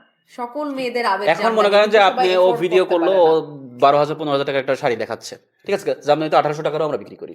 এখন আপনার মনে করেন যে 15,000 টাকার বা 10,000 টাকার একটা শাড়ি পছন্দ হলো, ঠিক আছে, সে ইনবক্সে এসে বলবে আপু এটা 5,000 দেওয়া যায় না। আপনার তো 1800 টাকার, তো আপনি 5,000 টাকা নেন না, এটা পছন্দ হচ্ছে না, আমার ওইটা পছন্দ ওইটা হচ্ছে। পছন্দ হচ্ছে। তখন কিভাবে হ্যান্ডেল করেন ওই জিনিসটা? কিছু করার থাকে না, কিছু করার তখন নাই। হয়তো সেও মনে কষ্ট পাইলো, কিংবা আমাকে 2টা গালিও দিল, দাম গালি বেশি। দিল, আবার সাইডে বললো তোদের পেজে দাম বেশি, অন্য জায়গায় দাম কম। দূর। হ্যাঁ। এখন আমি তো ওনাকে এখন বোঝাতে পছন্দ পারবো হয়েছে না। ওনার ওইটা, হ্যাঁ, এখন পছন্দ হয়েছে হাতে ওনার না ওটা। ধরলে তো না, বুঝতে না, পারবে। এখন জামদানি তো কখনোই বুঝবে এটার না। তো মানে জামদানি বললাম না যে টাকায় কথা বলে, আপনি যত টাকা খরচ করবেন তত বেশি। তো এটা আপু চ্যালেঞ্জ এখন মনে হয় অন্য প্রোডাক্ট এখন আপনি যখন অনলাইনে সেল করতেছেন জামদানিটা মানুষ আসলে কিভাবে ইভেন জিনিসটা এখনো নিবে? চ্যালেঞ্জিং, কারণ কি জানেন, কিছু কতিপয় ভিউ ব্যবসায়ী থাকে, এরা বলে যে 500 টাকায় জামদানি দিতেছে, আসেন হ্যাঁ। আসেন আসেন। এখন অনেকের মাথায় এখনো জামদানি কনসেপ্ট ক্লিয়ার না, কারণ আমাদের দেশের মানুষজন মানে হচ্ছে অন্যের শোনা কথায় বেশি বিশ্বাস করে, এটা সব সময় নিজে কখনো জাজ করে না। একবারও যদি জাজ করে যে আসলে এই যে জিনিসটা কি, না। মেকিং প্রসিডিউর কত হার্ড। আর তারপরেও আরো নর্মাল একটা মানুষ, মানে আপনাকে আমি জামদানি যদি আপনি ভালোভাবে বুঝতে চান, আপনার 2000 একটা থাকতে হবে, 5000 থাকতে হবে, 10,000 থাকতে হবে, 20,000 থাকতে হবে, 30,000 30,000 আপনার একটা থাকতে হবে। যখন আপনার সবগুলো থাকবে তখনই আপনি আসলে প্রকৃত বুঝতে ডিফারেন্সটা করতে পারবেন। এখন যার নাই সে তো বুঝতে সে পারবে। বুঝতে তার পারবে না। জন্য বোঝাটা একটু কঠিন, ঠিক আছে? একটু বোঝাটা ভালো একটু না রকম ভালো কঠিন। রকম কঠিন, হ্যাঁ, এটা বুঝাইতে একদম। এখনো আমাদেরকে বেগ পেতে হয়। আমি জানি আরো 10 বছর বেগ পেতে হবে। এবং জামদানি শাড়িতে ইয়ে লাগানো, মানে পানি লাগানো জানে, এটাও এখন পর্যন্ত অনেক মানুষ জানে না, ঠিক আছে?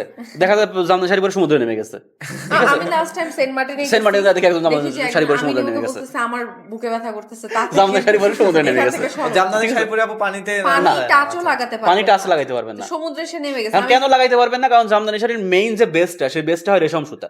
এখন আচ্ছা। বেসটা, মেইন বেসটা একদম পাতলা একটা সুতা, সেটার উপরে আপনার অন্য সুতা Attach যেটা করা বসে, থাকে। ঠিক আছে? এখন এইটা ভাতের মাড় দিয়ে বিভিন্নভাবে প্রসেসিং করে তার উপর একটার উপর একটা লাগানো হয়। তো ভাতের মাড়টা কি, ওটা তো পানিতে দ্রবণীয়। তো আপনি যখন ওর সাথে পানি লাগাবেন ওটা কিন্তু ছেড়ে দিবে, ঠিক তখন আছে? এটা জাস্ট টানার মতো হয়ে টানার যায়। এই মতো জিনিসটা হয়ে যায়। বুঝতেও তো মনে হয় আপনার অনেক টাইম লাগছে। এই আমরা তো জিনিসগুলো বুঝতে অনেক কিছু বুঝে সুঝে না, যেমন তারপর জামদানি আগাইছি। সম্পর্কে আমার তো কিছু বেসিক আইডিয়া আছে। আচ্ছা, তো এই আমার- জিনিসটা হেল্প করছে আর। হ্যাঁ হ্যাঁ হ্যাঁ, তো খুবই। অনেক কিছু করে বুঝায় মানুষকে ইয়া করতে হয়, তাও যদিও মানুষকে বোঝানো খুব কঠিন। হ্যাঁ। আমরা সবসময় চেষ্টা করি প্রতিটা ভিডিওতে এখন পর্যন্ত বলতে হয়, যারা জানে তারা চিন্তা করে যার এক কথা এতবার বলে কেন, আর যারা জানে না তারা তো একদম নতুন। আমার ধরেন যারা রেগুলার কাস্টমার বলে যে আপনার এই কথা শুনতে শুনতে আমার কান কান পচে ব্যথা, গেছে। কান পচে গেল। কিন্তু যে নতুন কাস্টমার, যে আজকে যে প্রথম নতুন- আজকে ভিডিও দেখতেছে, ওর কাছে তো আজকেই প্রথম। যেমন আমাদের যেটা হয়, আমি আপনাকে এবং বলি- ইভেন অনেকে ভিডিওটা পুরো না দেখেই ফট করে একটা শাড়ি পছন্দ হয়েছে, স্ক্রিনশট নিয়ে পাঠিয়ে দিলে পরবর্তীতে যখন বলা হয় যে এই শাড়িটাতে তো মারের বা কষের দাগ থাকবে, কই আমি তো জানি না। জানি না, এই শাড়িটা পানিতে ভিজানো যাবে না, কই আমি তো জানি না। আমি তো জানি না, আমাকে তো বলেননি। অথচ সে কিন্তু কেনার আগে যদি পণ্যের ভিডিওটা দেখছে, বিবরণ পড়ে, ভিডিওটা পুরো দেখবে না, ওই যে তাহলে মানুষের সময় কম, জানে, সময় ফট কম। করে এসে ভিডিও সামনে গেছে, স্ক্রিনশট নিবে, এই শাড়িটা পছন্দ হয়েছে, অর্ডার দিবে, এই শাড়িটা পাঠান। মাঝখানে দেখা যায় বিপদে পড়ে গেলাম। এখন তাকে সরেয়া থেকে বুঝাও যে এবং আপনি এখন এইভাবে তাহলে আপু লিখো। কত ধরনের আইটেম নিয়ে কাজ করতেছেন? আমাদের 150 প্লাস হবে এখন। মানে জামদানি শাড়ি থেকে শুরু করে এখন সবকিছুই আপনাদের। মোটামুটি ক্লথিং এর Clothing এর মোটামুটি সবকিছু। মানে ফিমেল ক্লথিং এর মোটামুটি ক্লথিং এর সবকিছু আছে। ইনক্লুডিং আর করা। আউটলেট আপু টোটাল বর্তমানে কয়টা আমাদের আপনাদের? এখন 3টা শোরুম আছে মনোহরির, আর আমাদের একটা সাব ব্র্যান্ড আছে, সেটা হচ্ছে baby and teddy, baby product. আচ্ছা। ওটার একটা শোরুম রংপুরে আছে, আর ফেনীতে এটারও একটা শাখা আছে। শোরুম না, ওটা দোকান আর কি। আর ফেনী ব্রাঞ্চে বেবিদেরকে নিয়ে কি আপনার ওটা পাইলট প্রজেক্ট হিসাবে না ওটাও কন্টিনিউ আপনারা না, আমরা করতেছেন? কন্টিনিউ না, করতেছি, continue তা না, করতেছি তো। এটারও আমাদের 2 বছর হয়ে গেল। বেবিদের হ্যাঁ, যে বেবি item টয়, টা, নতুন আচ্ছা। নিউবর্ন বেবি, নিউবর্ন বেবির যা যা লাগে, ফিডার, নিবল, মায়ের জন্য প্রেগন্যান্সি পিলো, এটা সেটা যা যা লাগে, ঠিক আছে? এগুলো সব একদম কম। ওটার রেসপন্স কি রকম ওখানে? ভালো? মোটামুটি এভারেজ। মানে তাহলে আপনারা যেগুলো শুরু করছেন সবগুলোতেই মোটামুটি তাহলে মানে আল্লাহর রহমতে পিছনে ফিরে তাকাইতে হয়নি আর। হয়নি, হ্যাঁ। তাহলে শুধু সাফল্যেরই গল্প, মানে একটু মানে ব্যর্থতার কিছু বলেন? ব্যর্থতা ওই যে যেটা বললাম, ওই সাথে কাস্টমার হাই দেওয়াটা আমি পাইছি ওই যে না। বুঝাইতে পারি না কিছু কিছু ব্যাপার, তখন মনটা খারাপ হয়। আবার আচ্ছা, আরেকটা- হ্যাঁ, নেগেটিভ এরকম রিভিউ আসলে বা আসলে এই জিনিসটা কিভাবে হ্যান্ডেল করেন? আমি এই জিনিসটা আপনাকে একটা কিভাবে গল্প বলি, আপনারা? আমাদের লাইফের একটা গল্প বলি। হ্যাঁ, যেটাকে আপনি ওই যে নেগেটিভের কথা বললেন। নেগেটিভের কথা বললেন। আমি তখন প্রথম পেজ চালাই। So এই যে একটু আগে আপনাকে বলছিলাম, তখন পর্যন্ত আমরা দুইজনই দেখি, তখন অন্য কারো দেখার কোনো সুযোগ নেই, যে অন্য moderator বা কেউ কিন্তু কেউ নেই। নাই। যা মেসেজ করছি তো আমরাই করছি, শুরু থেকে, যা হ্যাঁ, প্রোডাক্ট দিছি আমরাই শুরু দিছি। থেকে আমি চালাই। তো তখন কিন্তু রিভিউ অপশন আছে প্রত্যেকটা পেজে, আপনি চেক করতে পারবেন কি আছে না আছে। এখন তো রিকমেন্ডেড হ্যাঁ। অপশনটা সো আপনার আমি হুট করে দেখি এক রাতে ওভারনাইট আমার 15 থেকে 20টা ফেক আইডি থেকে নেগেটিভ রিভিউ চলে আসলো। এক রাতে, একটা রোজার রাতে, রাতের বেলা খেয়ে দেয়ে, আমরা তো রাতে ঘুমাই না, যে শেষ রাতে দেখি যে ধরেন এরকম আসছে, কি রে ডাক্তার হয়ে ব্যবসা করো, বউকে দিয়ে ব্যবসা করাস। বউকে দিয়ে ব্যবসা করাস। এগুলো হচ্ছে মানে রিভিউ, এটা হচ্ছে রিভিউ, ওর কাছ থেকেও কিনিয়েন না। এবং এটা Bot যখন ID থেকে আপনার একদম। যখন হ্যাঁ। রিভিউ খারাপ হবে একটা মানুষ তো page-এ, ভিতরে পড়ে দেখবে নাকি, মানুষ তো জানবে না ওটা ফেক আইডি না আসল আইডি। আমাকে নরমাল কাস্টমার তো নরমাল কাস্টমার এসে দেখবে যে আমার 5 এর মধ্যে আমার রিভিউ হয়ে আছে 2। মানুষ মনে করবে খারাপ। পেজে সবাই পার্সোনালি চিনে না, তাই না? আর রিভিউটা তো ফেসবুক থেকে রিমুভ না না, remove না, করা করা যায় যাচ্ছে না।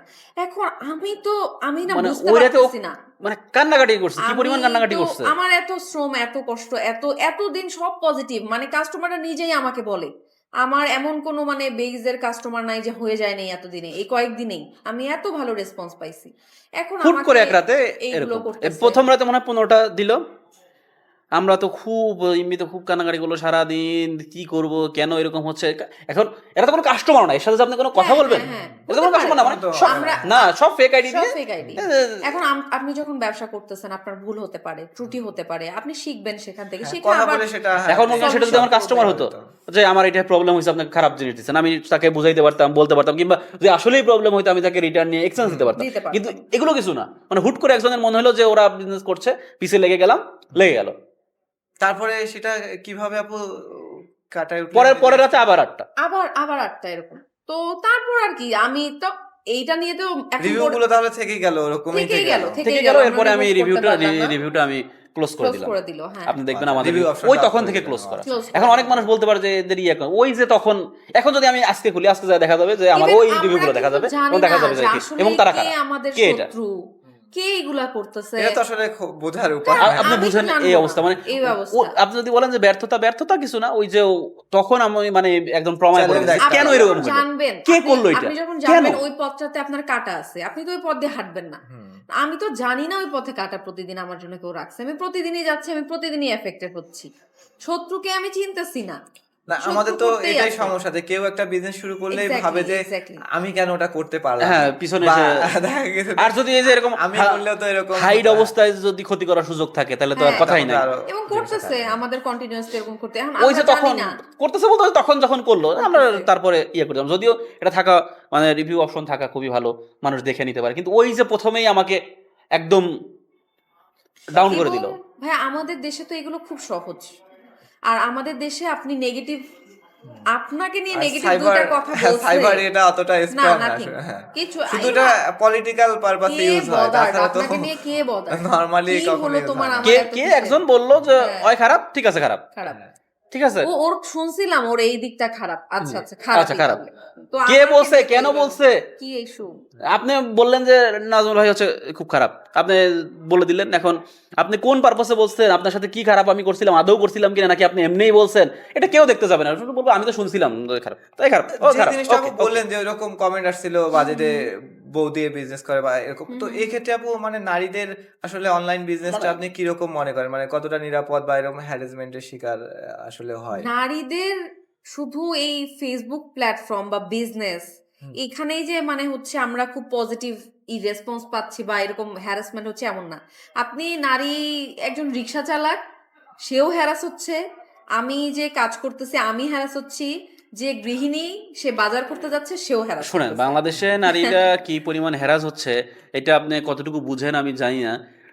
এটা বোঝার জন্য আপনাকে কি করতে হবে, আপনি যদি আসলেই বুঝতে চান যে নারীরা কতটুকু হ্যারাস হচ্ছে, আপনি একটা মেয়ে আইডি খোলেন, হ্যাঁ, একটা মেয়ে আইডি খোলেন, আইডি করলেই বোঝা আপনি জাস্ট মেয়ে আইডি খুলেন, তাইলে বুঝবেন যে মানুষ মেয়েদেরকে কি পরিমাণ হ্যারাস করে। দেখবেন যে মানুষ মানুষ আপনাকে এসে একটা কুপ্রস্তাব দেবে, ঠিক আছে, মানুষ আপনাকে এসে কুপ্রস্তাব দেবে, আপনি লিটারালি সেটা মানবেন না, কিংবা মানে কোনো কথা বলবেন না, ব্লক করে দিবেন, কিছু করবেন, আপনাকে একটা বকা দিয়ে চলে যাবে, আপনিই হবেন খারাপ। আমার এখনো কি হয় আমি বলি, আমাদের এত ধরেন রিনাউন্ড পেজ, এত বড়, আমাদের মোটামুটি 6 লাখ, মানে একটা ভালো কিন্তু আপনি পরিচিত পেজ, প্রায় 7 লাখ 7 লাখ 6 লাখ 81 হাজার। Okay fine. আমার সেল তো ভালোই, 80,000 কে তুমি তো তো দেখা যায় যে কি হয়, আমাদের কিন্তু আপনি নক করলে আমরা হেল্পলাইনের নাম্বার একটা অটোমেটেড রিপ্লাই দিয়ে দিলাম।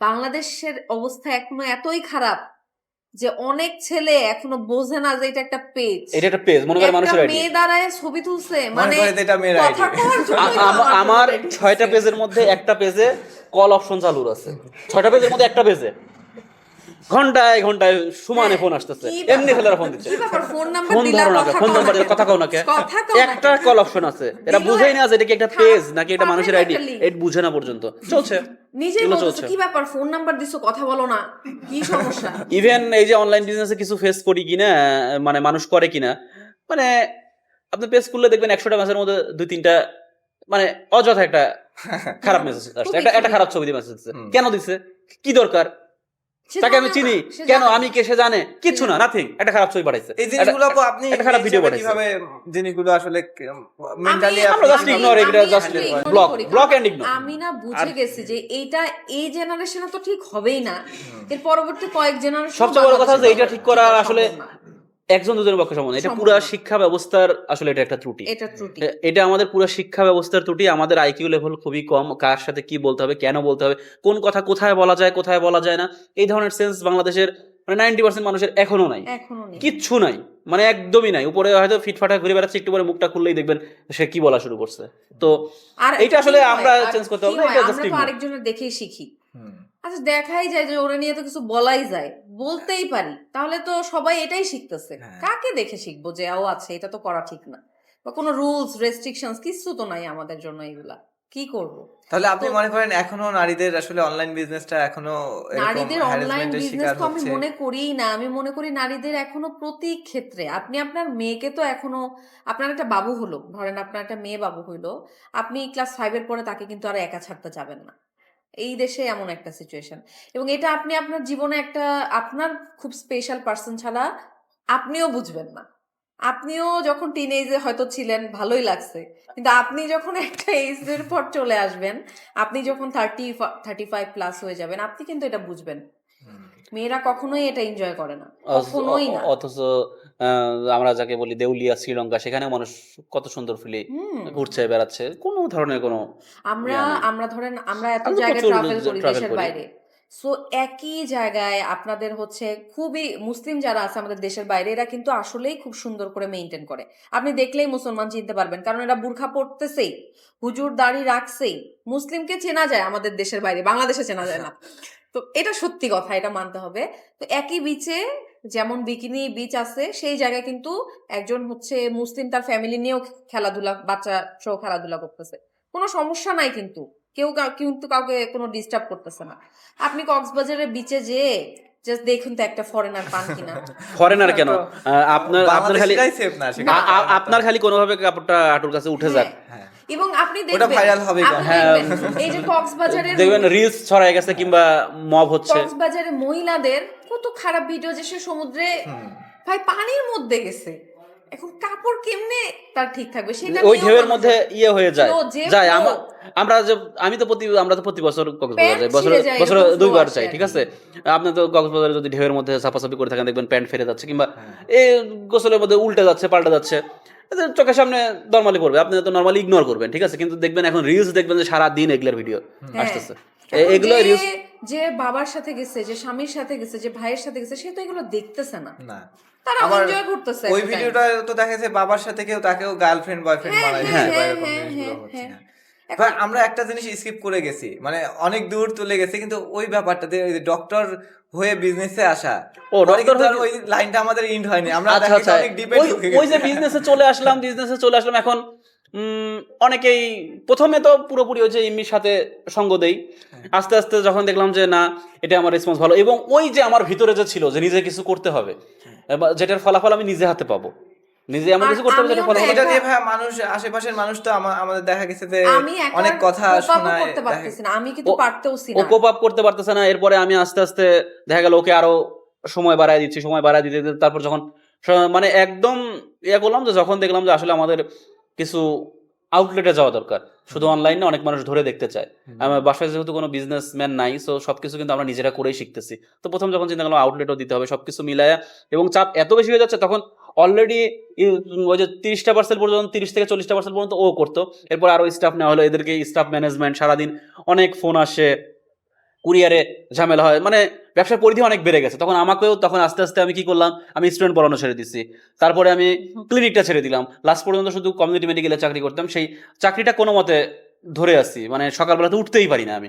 এটা ভাই ধরে রাখার কারণটা কি? কারণ আপনার তো বিজনেসের মধ্যে আপনার আরো অনেক এমপ্লয়ি, আপনি আমার বিজনেসে এমপ্লয়িরা যা বেতন পায়, আমি তার অনেক গুণ কম বেতন পাই, কম ঠিক আছে। বেতন পান, হ্যাঁ। তো আমি তো এটাই জানার ইচ্ছা ভাই, যে কি কারণে জবটা আপনার? জবটা তখনও করতেছি, কারণ তখন পর্যন্ত মানে এটা তো একদম ছেড়ে যাওয়া হচ্ছে একটা প্রচন্ড সাহসের ব্যাপার, এবং প্রচন্ড যে কথা বললেন যে চাপ থাকে কিনা, চাপ তো কিছু থাকেই, বাড়িতে ফ্যামিলিয়াল চাপ তো থাকে। তো আমি অন্তত চাচ্ছিলাম যে অন্তত আমি এখানে লেকচার হিসেবে একটা কথা বলা, লেকচার হিসেবে আসি, এইটা অন্তত কোনোভাবে ধরে রাখি। কিন্তু দেখতেছি আমি ঘুমাই প্রতিদিন রাত 4টায়, প্রতিদিন রাত 4টায় ঘুমাই, কোনোদিন 5টা বেজে যায়, সকাল 8টার সময় আমাকে যাইতে হয়, ইন টাইমে ঠিক মতো যাইতে পারি না।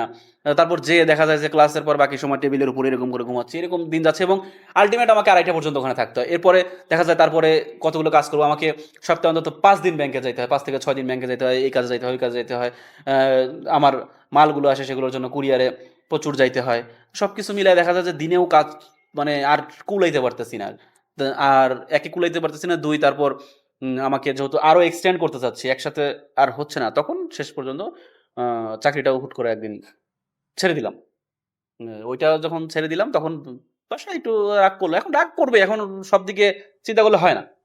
আল্টিমেট আপনাকে একটা ডিসিশনে যেতেই হবে। বাসা থেকে ডে ওয়ান থেকেই খুব একটা সাপোর্ট করতেছিল না যে আমাদেরকে। কেন এগুলো কারণ করতেছিস, কেন এগুলো করতেছিস এইগুলোতে ঢুকলে কিন্তু অলরেডি পড়া থেকে পড়া থেকে। ডিস্ট্রাক্ট, হ্যাঁ, মাঝখানে একদমই আমি পড়তে চাইছিলাম যে পারতেছি না। আমি আরো হায়ার এডুকেশনে বাইরের জন্য পরীক্ষা দিব। কিছুদিন পড়লাম, পড়তে বসলাম, কিন্তু পড়তে বসে দেখি যে আমার এই যে পড়তে বসছি 10 মিনিট পর এই পার্সেলটার এই সমস্যা একটু দেখেন তো, ওই পার্সেলটা গেল না কেন দেখেন তো, 10 মিনিট পর এটা হচ্ছে, ওইটা হচ্ছেই আলটিমেটলি। এমনি বলতেছে যে তোমাকে আমি সময় বের করে দিলাম, তুমি সারাদিন রাত পড়ো, ঠিক আছে আজকে সারা রাতটা পড়ো, কিন্তু ওইভাবে শিডিউল করে আজকে সারা রাত পুরো মাথার মধ্যে তো টেনশন আছে যে আজকে 100টা পার্সেল 150টা পার্সেল গেছে কিনা, ওইটার টাকাটা ঠিকভাবে আসলো কিনা। কারণ অলরেডি আমরা অনেক এমপ্লয়িজ কিন্তু নিয়ে অলরেডি আমার তখন প্রায় 15 এমপ্লয়িজ আছে, 15টার মতো এমপ্লয়িজ আছে, তো ওদের তো ওরা ঠিক মতো কাজ করতেছে কিনা। এখন আমার এমন একটা জায়গায় চলে গেছি যে আমার আসলে পিছনে আসার সুযোগ নাই। আমি এমনি আমাকে বলতেছে যে ঠিক আছে এই 2 মাস পরও, কিন্তু হ্যাঁ ও তো চাবেই যে আচ্ছা মেডিকেল লাইনে ছিল যে ওইদিকেও আরো কিছু করে রাখো, কিংবা আসলে আমরাও চাই যে আরো একটা জিনিস হয়ে থাকলে তো খারাপ না,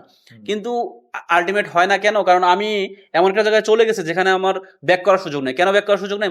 মান্থলি আমার এদের স্যালারি দিতে হবে। আমি যে প্রোডাক্টটা আনতেছি, কিছু প্রোডাক্ট বেশি, কিছু প্রোডাক্ট হলেও বাকিতে আনা আছে, গোডাউন ভাড়া নিয়ে নিছি, গোডাউন ভাড়া আছে, কারণ এটা আমাকে দিতে হবে। এখন আমি যদি আজকে ছোট বাচ্চার মতো মানে আস্তে আস্তে এত দূর হ্যাঁ, এখন আমি যদি আজকে পিছায় আমার সেলটা ডাউন হয়ে যায়, আমি যে 1 মাস যদি আমি একদম সময় না দিই, আলটিমেট ডাউন হবে, কিছু না কিছু হইলেও হবে। সো তখন আমি এটা মেনটেন করবো কিভাবে? ওটা আমাকে মেনটেন করে যেতে হচ্ছে। আমি চিন্তা করছি আমি পড়তে বসবো, কিন্তু পড়তে বসলেও 1 ঘন্টা পরে আমার আবার ফোনটা হাতে নিয়ে দেখতে হচ্ছে যে কি হইলো, আবার কি হলো। একে ফাঁকিবাজি, নিজের মধ্যে ফাঁকিবাজি কিছু আছে, আর তারপরে আর আমি তো একটানা পড়ুয়া কখনোই না। তারপর আবার মাথার মধ্যে চিন্তা আছে, এবং তারপর আরো বড় চিন্তা হচ্ছে যে এটা যদিও ম্যানেজ করা যায়, এইভাবে আমি ট্রেনে যাইতে পারবো, কিন্তু বড় আর করতে পারবো না। না, আমার তো টার্গেট যে আমি তো শুধু এই কয়েকটা কাপড় বিক্রি করব এই জায়গা অনলাইনে, এটাই না। আমি করতে চাইছি বিজনেসটা তো এখন আমরা এটা দিয়ে শুরু, এটাই আমার শেষ না। আমি অনেক কিছু করার ইচ্ছা আছে, ভবিষ্যতে হয়তো বা করবো সুযোগ পাইলে। আর এখন কি মানে অনেকে খোটা দেয় না বা এরকম কিছু? ডক্টর ইনস্টিটিউটে আরেকটু আর 2 লাইন বলি যে আমি তো ওই যে ক্লিনিকে কাজও করতাম, তখন কিন্তু আমার বিজনেস ভালো দৌড়াচ্ছে। তখনও আমি তো সব ছাড়িনি, আমার বিজনেস ভালো দৌড়ায়। তো আমি একটা জিনিস দেখলাম যে আমি ক্লিনিক কার সাথে কাজ করি? রংপুরের সবচেয়ে বড় বড় যারা আছে বিভিন্ন বিষয়ে, মোটামুটি তাদের সাথে কাজ করার সুযোগ হয় আর কি। হ্যাঁ, তো কম বেশি কাজ করার সুযোগ হয়। এখন অনেকে যারা জুনিয়র লেভেলে থাকে, আপনার জুনিয়র লেভেলে অনেক ডাক্তারের সাথে পরিচয় আছে, তো আপনারা জানবেন যে স্যালারি খুব বেশি না, কিংবা ওই জুনিয়র অবস্থায় ইনকাম খুব বেশি না। এইটা নিয়ে অসন্তুষ্টিতে থাকে, মাঝে মাঝে আন্দোলন হয়, ভাতা বাড়াইতে হবে, এটা বাড়াইতে হবে, ওটা বাড়াইতে হবে। যাই হোক, ভাতা বাড়ানোর পর যা হয় তার চাইতে অনেক বেশি টাকা আমি স্টুডেন্ট অবস্থাতেই ইনকাম করি, এটা আমার জন্য কোনো ব্যাপার ছিল না। কিন্তু আমার আসলে না বিজনেসটা এমনি করতেছে, আমিও সাথে আছি, গ্রো করছে, এবং আমি দেখতেছি এই জায়গায় আমি ভালো করতেছি, এবং আমি দেখলাম যে আমি যদি আমার বিজনেসটাকে সময় দেই, আর আমি যে বড় বড় স্যার ম্যাডামদের সাথে কাজ করি, আমার আসলে আমার নিজে যা ইনকাম করছি কাজ করে বেতন থেকে, এইটা পছন্দ না, ব্যাপারটা আসলে তা না যে আমি যেটা ইনকাম করছি এটা আমার পছন্দ না। সবারই কি জুনিয়র অবস্থায় যে আমি যে ইনকামটা করছি এটা পছন্দ না, আমি আর একটু বাড়াইতে চাই। কিন্তু আমার ব্যাপারটা তা ছিল না যে আমি যা ইনকাম করছি এটা আমার পছন্দ না, ওইটাতে আমার কোনো মানে চিন্তাই করিনি যে আমি কি ইনকাম করতেছি। ওই দিক থেকে আমার আসলে মানে দিন শেষে স্যারদের ইনকামটাই পছন্দ না, স্যার ম্যাডামদের ইনকামটা। কারণ তারা যে পরিশ্রমটা করে তাতে তারা আরো বেশি ডিজার্ভ করে। স্যারেরা রাত 2টা-3টা পর্যন্ত ওটি করছে, স্যারেরা রাত 2টা-3টা পর্যন্ত ওটি করছে, স্যাররা নিজের ফ্যামিলিকে সময় দিতে পারছে না, ম্যাডামেরা তাতে তারা যা ইনকাম করছে। মানে বুঝি তো, স্যারদের সাথে থাকি, বুঝি তো যে কেমন ইনকাম হচ্ছে। মানুষ তো এখানে বসে হিসাব করে যে হ্যাঁ চেম্বারে 50টা রুগী দেখলো, চেম্বারে 50টা রুগী দেখলো, আর আজকে 5টা অপারেশন করলো, কিন্তু যেদিন 50টা রুগী দেখে সেদিন কিন্তু সে 5টা অপারেশন করতে পারে না, এই হিসাবটা সে করে না। আবার প্রতিদিন 50টা রুগী হয় না, আবার 50টা রুগী দেখলে তার মধ্যে সবার কাছ থেকে ভিজিট নেওয়া যায় না, মানুষ শুধু চিন্তা করে 50টা রুগী দেখছে, এখানে 50,000 পাইলো, যা 5টা ওটি করবে, ওখানে 1 লাখ পাইলো, আজকে 1.5 লাখ ইনকাম হয়ে গেল। শুধু টাকা আর টাকা। মানে এখানে বসে সবাই এই চিন্তা করে, কিন্তু আমি যেহেতু ভিতরে আছি, স্যারদের সাথে থাকি, স্যার ম্যাডামদের সাথে থাকি, আমি আসলে দেখি যে পরিশ্রম করে, মানে বাইরের দেশে এটার স্যালারিটা অনেক বেশি, ঠিক আছে? আপনি ডাক্তার মানে আপনার ফুল ফ্যামিলির ফ্রি ট্রিটমেন্ট তো আপনি ফ্রি না, সেটা আছে। আর তারপর কি, আমি দেখলাম যে যেসব স্যাররা খুব ব্যস্ত তাদের ইনকামটা ভালো, কিন্তু তারপরেও তার পরিশ্রম অনুযায়ী না, ভালো কিন্তু পরিশ্রম অনুযায়ী। এবং তারপরে যেটা সবচেয়ে বড় বিষয়, ফ্যামিলিকে একদমই সময় দেওয়া হয় না, একদমই সময় দেওয়া হয় না, কাজগুলো থেকেও তারা দেখা একদমই সময় দেওয়া হয় না। এবং সে যদি একদিন ফ্যামিলি নিয়ে 7 দিনের একটা ট্যুরে যায়, তখন তো তার ইনকামটা টোটাল বন্ধ। তখন ট্যুরে যেও কিন্তু আমার কেন জানি মনে হয়েছে যে ট্যুরে যেও মনে হয় না যে সে খুব একটা শান্তি পাবে, যে হায় রে এই 7 দিনে যা ইনকাম করতাম সেই ইনকামটা আসলো, তো ট্যুরটাও মনে হয় না সে এনজয় করতে পারে। আমার মনে হয়, আমি তো করিনি, আমি জানি না, তো আমার মনে হয় যে পারে না। কারণ এটা তো প্যাসিভ ইনকাম না ভাই, প্যাসিভ ইনকাম তো আসা পসিবল না, প্যাসিভ ইনকাম তো তার আসা পসিবল না। এবং আমি আরো জিনিস যেটা দেখলাম, আমি কমিউনিটিতে চাকরি করি, কমিউনিটিতে চাকরি করার সময় দেখি যে স্যারেরা আলাপ আলোচনা করে, ঠিক আছে? আলাপ আলোচনা করতেছে কি, স্যারদের তো মোটামুটি সবার হাতে কিছু অ্যামাউন্ট আছে, তারা ইনভেস্ট করবে। তারা কোথায় ইনভেস্ট করবে? তার মানে কি, ইনভেস্ট মানে কি, দিন শেষে কিন্তু আপনি বিজনেসেই যাচ্ছেন। আপনি যতই ডাক্তারি করে ইনকাম করেন না কেন, দিন শেষে কিন্তু আপনি বিজনেসে যাচ্ছেন। আপনি রংপুরের সবচেয়ে বিখ্যাত যদি দেখেন ডাক্তার নাবিল, মানে অনলাইনে পরিচিত রংপুরের মধ্যে, সে কিন্তু ডাক্তার নাবিল। উনি কি রংপুরের? হ্যাঁ, এই যে এখানে বাড়ি, এই মোড়ে বাসা। আচ্ছা। রংপুরের মধ্যে যদি আপনি অনলাইনে ডাক্তারদের মধ্যে সবচেয়ে পরিচিত দেখেন, সে হচ্ছে ডাক্তার নাবিল। এখন সে কি ডাক্তারি করে টাকাগুলো ইনকাম করে? না, সে তো কোচিং সেন্টার বা এরকমই সম্ভব। সে ডাক্তারির জ্ঞানটাকে বিজনেসে নিয়ে গেছে। এখন আমি ডাক্তারির আরেকটা কথা বলি, আপনারা সবাই জানেন এই উপমহাদেশের সবচেয়ে বিখ্যাত ডাক্তারকে, ডাক্তার দেবী শেট্টি। দেবী শেট্টি আপনারা জানেন আপনাদের মুখে মুখে যে দেবী শেট্টি। এখন দেবী শেট্টির মানে, হ্যাঁ, এখন দেবী শেট্টির মানে ডাক্তার কি আর নাই? অবশ্যই আছে ভাই, তার হসপিটালেই আছে, হ্যাঁ, ইভেন বাংলাদেশেও আছে। তাহলে তার নাম আপনি জানেন না কেন? কারণ সে বিজনেসটা ওইভাবে, ব্র্যান্ডটা, হ্যাঁ, তার মানে কি, দেবী শেট্টি তার নলেজটাকে বিজনেসে নিয়ে আসছে। দেবী শেট্টি যদি শুধু নিজের মতো নিজে প্রতিদিন চেম্বার করে রুগী দেখে অপারেশন করে যায়, ঘুমিয়ে যাইতো, ওই প্রতিদিন সে যে রুগীটাকে দেখে ওই সেই শুধু সেবা হইতো, সারা দুনিয়া তার থেকে। আমরা তো জানি যে বাংলাদেশের একজন আছে যে কত 2,500 না কত হাজার কিডনি ফরিদ স্যার, ঠিক আছে? তো যাই হোক, এখন মনে করেন যে এই দেবী শেট্টি এটাকে সারা বিশ্বে ছড়াই দিতে পারলো কিভাবে? কারণ সে তার জ্ঞানটাকে বিজনেসে নিয়ে যেতে পারছে, সে এই প্রসিডিউরটাকে অটোমেশন করতে পারছে, যার কারণে এটা কিন্তু চলে আসছে। তার মানে কি, দিন শেষে আপনাকে বিজনেসে যাইতেই হবে। এই বিল গেটসের কথা চিন্তা করেন, সে সফটওয়্যার ইঞ্জিনিয়ার, শুধু ইঞ্জিনিয়ারিং নিয়ে বসে থাকতো, মাস শেষে বেতন পাইতো, তাহলে কি হইতো? সে ওটাকে বিজনেসে নিয়ে গেছে। সো অনেক চিন্তা ভাবনা করে শেষ পর্যন্ত চিন্তা করলাম যে না, বিজনেসে আসলে সময় দিলে অনেক বড় কিছু করা যায়, যেটা আসলে শুধু নিজের মধ্যে করা যায় না। সো আলটিমেট শেষ পর্যন্ত সব কিছু চিন্তা করে একদম ছেড়ে দিলাম। তার পাশাপাশি পড়াশোনা থেকে বাঁচার অপশন তো আছে, আর এগুলো বলতে হয় না। তো ওই ইন্সপিরেশন মূলক হলো না তাহলে। হ্যাঁ, তো তারপরে এই তো এইভাবে, কেন অনেকে যে জানে না পুরো ব্যাপারগুলো, সবাই সব অ্যাঙ্গেল জানে। এখন আরেকটা জিনিস, অনেক কথা বলে, হাজবেন্ড ওয়াইফ মিলে বিজনেস করাটা আসলে কঠিন না সহজ? মানে দুজন মিলে হাজবেন্ড ওয়াইফ মিলে বিজনেস করা না, আপনি তো বিয়ে করছেন, আপনি জানেন যে বউয়ের সাথে আপনার যদি মিল থাকে, তাহলে মনে হয় বা এর চেয়ে শান্তি আর কিছু নাই, এর চেয়ে শান্তি, এর চেয়ে ভালো আর কিছু নাই। কিন্তু যেদিন কোনো কারণে ঝগড়া লাগা অমিল হয়, তখন মনে হয় এর চেয়ে জাহান্নাম আর কিছু নাই। বিজনেস করতে গেলে ওইটাই, এটা কেন করলাম? হ্যাঁ, বিজনেস করতে গেলেও ব্যাপারটা ওইটাই, ঠিক আছে? সেম কি ভাই, বেশি কঠিন না বিজনেস অন্যান্য পার্টনারের থেকে আরো এই পার্টনার। বিজনেস যখন আপনি করবেন, তখন আপনার যদি বাইরের পার্টনার হয়, আপনার রাত 12টার সময় সে বাসায় চলে যাবে। কিন্তু যেহেতু আমার ঘরের পার্টনার, রাত 2টা 3টা আমরা দেখা যায় যে সারা রাতি আমরা গল্প করছি, যতক্ষণ ঘুমানো এক পর্যন্ত। এবং বাস্তবতা এটাই, সারা রাতি আমরা এই বিজনেসের এটা দেখো তার কি করা যায়, কি প্ল্যান করা যায়, না করা যায় 4টা 5টা, ও দেখা যায় 4টায় ঘুমালে আমি ঘুমাই 6টায়। করলে সেই ব্লেমটা কার উপরে হয়ে যায়? ভুল করলে বিজনেসের ক্ষেত্রে, পার্সোনাল লাইফে তো অলওয়েজ উপরে যায়, বিজনেসের ক্ষেত্রে না, বিজনেসের ক্ষেত্রে দেখা যায় কি যে ভুল করলে আমরা না ব্লেম দেই না, আমি চেষ্টা করি যে আমি আরো দুজনেই চেষ্টা করি যে কেমনে আমরা সংশোধন করব, উতরায় যাব কিভাবে, এই যে আমরা এই বিজনেসের মধ্যে ব্লেমে ওইরকম বড় ভুল আমরা দুজনে, এটা মনে হয় যে আরো বেনিফিট বেশি মানে অন্যান্য পার্টনারের। যেমন আমি কোনো কিছু বুঝতেছি না, আমি ওকে যে খুবই ঠান্ডা মাথায় বলি যে এটা একটু দেখো না, এটা কি হবে, তখন ওই হয়তো আমাকে বুঝাইলো, বা আমি ওই জিনিসটা জানে না, তখন আমি ওকে বুঝাই বললাম যে তুমি যেটা বলতেছো এটা কিন্তু আসলে এরকমটা না, তখন ও চেষ্টা করে যে এটাও আছে। এটা কারণ আমাদের তো একটা ভাই আছে যে ফ্রেন্ড বিজনেস মিলে বা আত্মীয়দের মধ্যে বিজনেস হলে সম্পর্ক খারাপ, ওই যে ফ্রেন্ড বিজনেস হলে কি হয়, business আজকে করলে আমাদের কি সাথে হয়? ঝগড়া হলো, ঝগড়া হওয়ার পর ফ্রেন্ড ওইদিকে চলে যায়, ওইদিকে চলে যায়, তারপর একজন বুঝায় ওর সাথে বিজনেস করতে যায়, তুই ধরা খাইলি আর যাইস না, আর মুখ দেখা দেখি হয় না, কিন্তু তার সাথে যদি আরো 10 বার বসতো সেটা সলভ হইতো। Solve তো হতো। বইয়ের কাছ থেকে তো দূরে যাওয়ার উপায় নেই, সলভ হয়ে যায় আর কি। ফাইনাল ডিসিশনটা কে নেয়? জড়ায় ধরলে তারপর সলভ হয়। ফাইনাল ডিসিশনটা ভাই কে নেয়? ফাইনাল ডিসিশন ওই যে বললাম, যদি যে কোনো ধরনের টাকা পয়সার সমস্যা ডিসিশন আমি নেই। আচ্ছা, আর যদি প্রোডাক্টের মনে হয় যে প্রোডাক্ট একটা খারাপ আসছে, হ্যাঁ। কোনো কারণে ফল্ট হয়েছে, সেটাও নেই, কারণ যেহেতু প্রোডাক্টগুলো ও বাছাই করে, ও দেখে দেখে বাছাই করে। আমি আমাদের- অনেকে আমাকে ইয়ে করে যে আপনি এই প্রোডাক্ট নেন, আমি বলি যে ইম্মির সাথে যোগাযোগ করেন, ইম্মি দেখে নেবে, ও যেটা ইয়ে করবে সেটা হয় না। হাজবেন্ড ওয়াইফের বন্ডিংটা আরো আপনাদের বাড়ছে মানে বিজনেসের পারপাসে, এরকম কি মানে হয় হ্যাঁ। অন্যদের থেকে? হ্যাঁ অবশ্যই। এখন মনে করেন যে আমাদের খুব ঝগড়া হলো, আজকে মনে করেন যে ধুর আমি 7 দিন বাইরে যাওয়া থাকি, ঠিক আছে, বাইরে যায় বসে থেকে একটু শাস্তি দেই, কিন্তু এখন এই বিজনেসের কারণে সেটাও যাওয়া সম্ভব না, আপনি যেতে পারবেন না।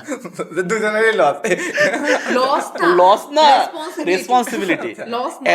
এখন আমার স্টাফ হয়ে গেছে প্রায় 50, এদের মন মাস খারাপ করে লস করাই যায়, কিন্তু রেসপন্সিবিলিটি যখন আপনি যদি রেসপন্সিবল পারসন হন, সো এটা আপনার থেকে তো ওই না। রেসপন্সিবিলিটিটা আপনি নিতে হবে। সো আপনি কখনোই চাইলেই ওই আসলে আপনার মেজাজ দেখায় এই মানুষের স্যালারিকে আপনি আমাদের পার্সোনাল ইস্যু বিপদে ফেলতে পারবেন না। আরেকটা কাস্টমারকে বিপদে ফেলতে পারবো না, কিংবা মনে করেন যে আমার যে সাপ্লায়ার আছে ওর তো আমার জন্য প্রোডাকশন করতেছে, এখন আমি এই সপ্তাহে বিজনেস করতে না পেরে আমি ওর প্রোডাক্ট নিতে পারলাম না, কিংবা ওর কাছে হয়তো আমার 1 লাখ টাকা বাকি আছে, তো আমি ওকে চাইছি যে আমি 7 দিন পর দিব, মনে করেন, তো আমি তোকে দিতে পারলাম না, সো তাহলে তো এটা হইলো না, আমি তো কমিটমেন্ট রাখতে পারলাম না।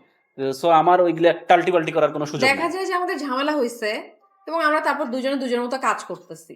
তো ঝামেলা কিন্তু ঝামেলার জায়গায় আছে, মেসেঞ্জারে আমরা আবার ওই বিষয় নিয়ে আবার কথা বলছি, বিষয়ে এটা কথা কেমনে বলতেছে, solve করবো? এই দেখো এইটা যে এটা ঝামেলা উনি আছে। যে এই So, টাকাটা ওই পায়, এই টাকাটা ঝামেলার পাইলো ওই না, সুযোগটা আসলে আর ওই হয় না। মালটা সুন্দরবনে আসার কথা দেখো আসছে কিনা, ওইটা যে আজকে দেওয়া লাগবে, আজকে আনতেই হবে, ওইটা আজকে ওই তাহলে মালটা আপনাদের দিতে দিক হবে। থেকে পরামর্শ থাকবে যে হাজবেন্ড ওয়াইফের একবার হলেও বিজনেস শুরু করা উচিত, মানে দুজন না, মিলে। এরকম- বিজনেস এরকম কোনো পরামর্শ থাকবে না। বিজনেস শুরু করা উচিত উচিত এটা এরকম বলবো না, কিছু না।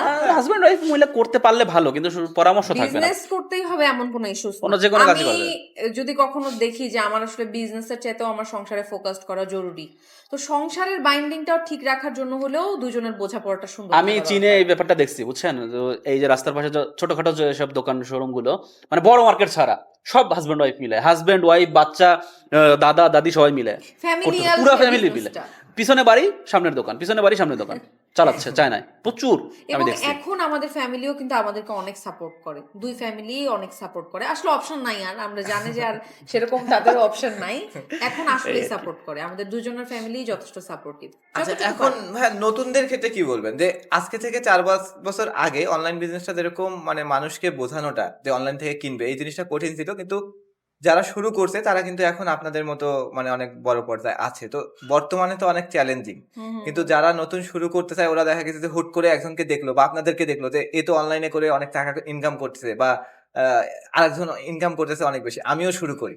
তো এই ক্ষেত্রে আমি জিনিসটা আসলে এটা একটু কিরকম ক্লিয়ার দাঁড়ায়? করি, এটা যে শুধু বিজনেসের ক্ষেত্রে, নতুনদের ক্ষেত্রে এটা কিন্তু না। হুম। একটা নতুন মানে হচ্ছে, মানে একটা মানুষ তার এইম ইন লাইফ ঠিক করবে, সে ব্যবসায়ী হতে পারে, সে একজন শিক্ষক হতে পারে, সে একজন রেগুলার চাকরিজীবী হতে পারে, যাই হোক না কেন, ব্যবসায়ীর ক্ষেত্রে আমি শুধু বলবো না, আমি আমার এক্সপিরিয়েন্স থেকে বলি যে এখন আমাদের 50+ এমপ্লয়ি, ঠিক আছে, 50-এর উপর কিন্তু আমার স্টাফ আছে।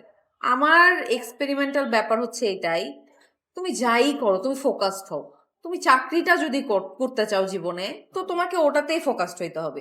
তুমি ব্যবসা করতে চাইতেছো, তুমি, আমার এরকমও হয়েছে, আমার স্টাফ আমার এখান থেকে যেয়ে তারপরের দিন সে একটা পেজ খুলে সে ব্যবসা শুরু করবে, সে এখানে কাজ দেখে গেছে, সে জানে কোনটার পর কি স্টেপ, 2 দিন পরে সে ওখান থেকে আসসালামু আলাইকুম দিয়ে চলে আসছে। তো সেই স্টাফটা কিন্তু এখানে কাজও করছে, সে যদি ওই মেইনটেনেন্সও ধরে রাখে তাহলে কিন্তু সে সেটা ধরে রাখতে পারবে। তুমি যেটাই করো সেটার প্রতি তোমার প্যাশন থাকতে হবে, হার্ড ওয়ার্কিং থাকতে হবে, সততা থাকতে হবে, এইটা মাস্ট। এটা চাকরি হোক, ব্যবসা হোক, ব্যবসা সবার জন্য আবার না কিন্তু।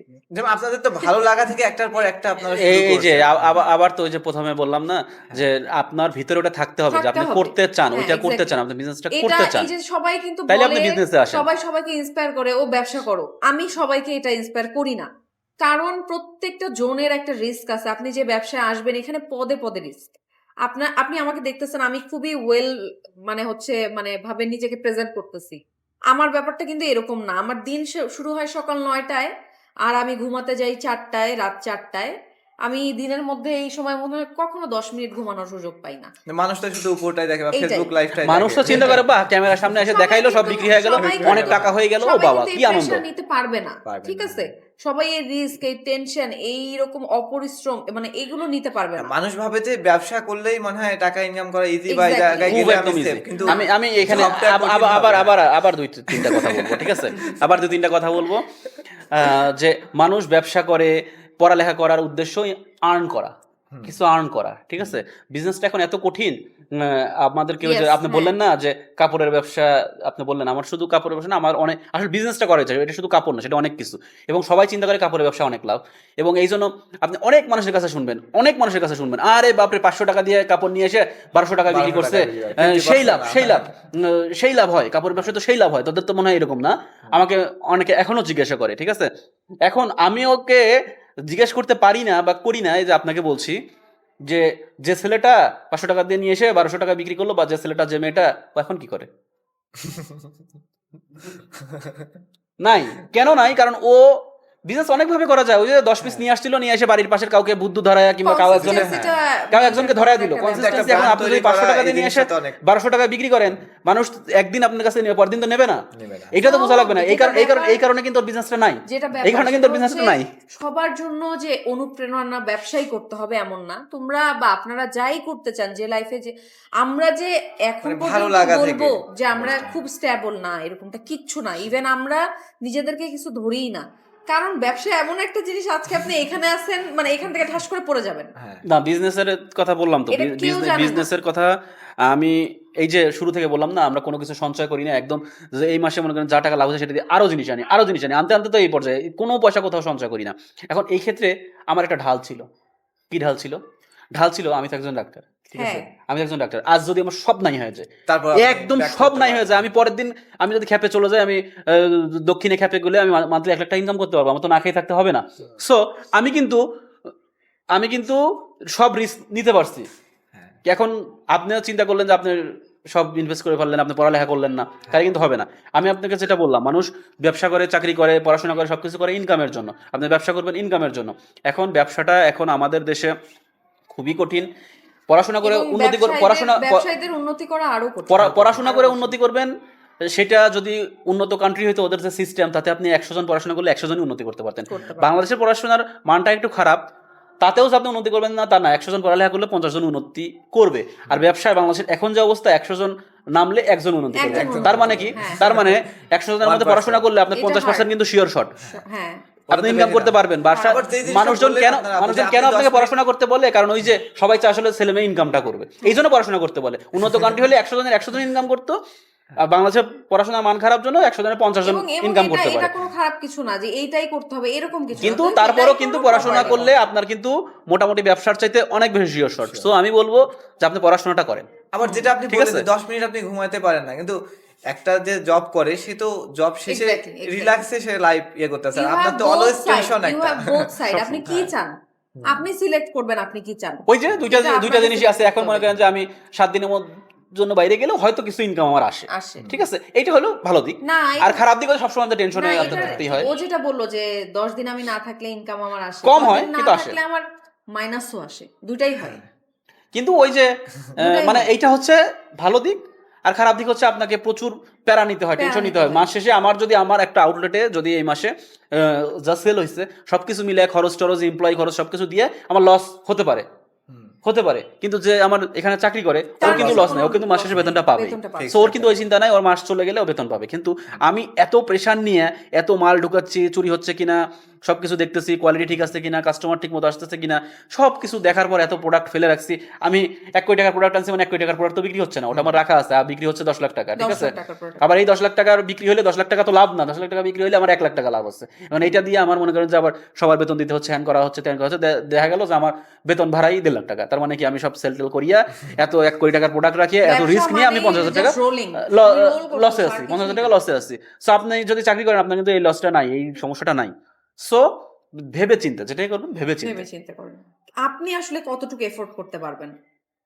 মনোহরীকে সামনে আরো মানে কি রকম দেখতে চান, বা ফিউচারে আরো কি কি জিনিস আপনাদের নিয়ে আসার প্ল্যান আছে? সামনের ভবিষ্যৎ তো বলতে পারবো না,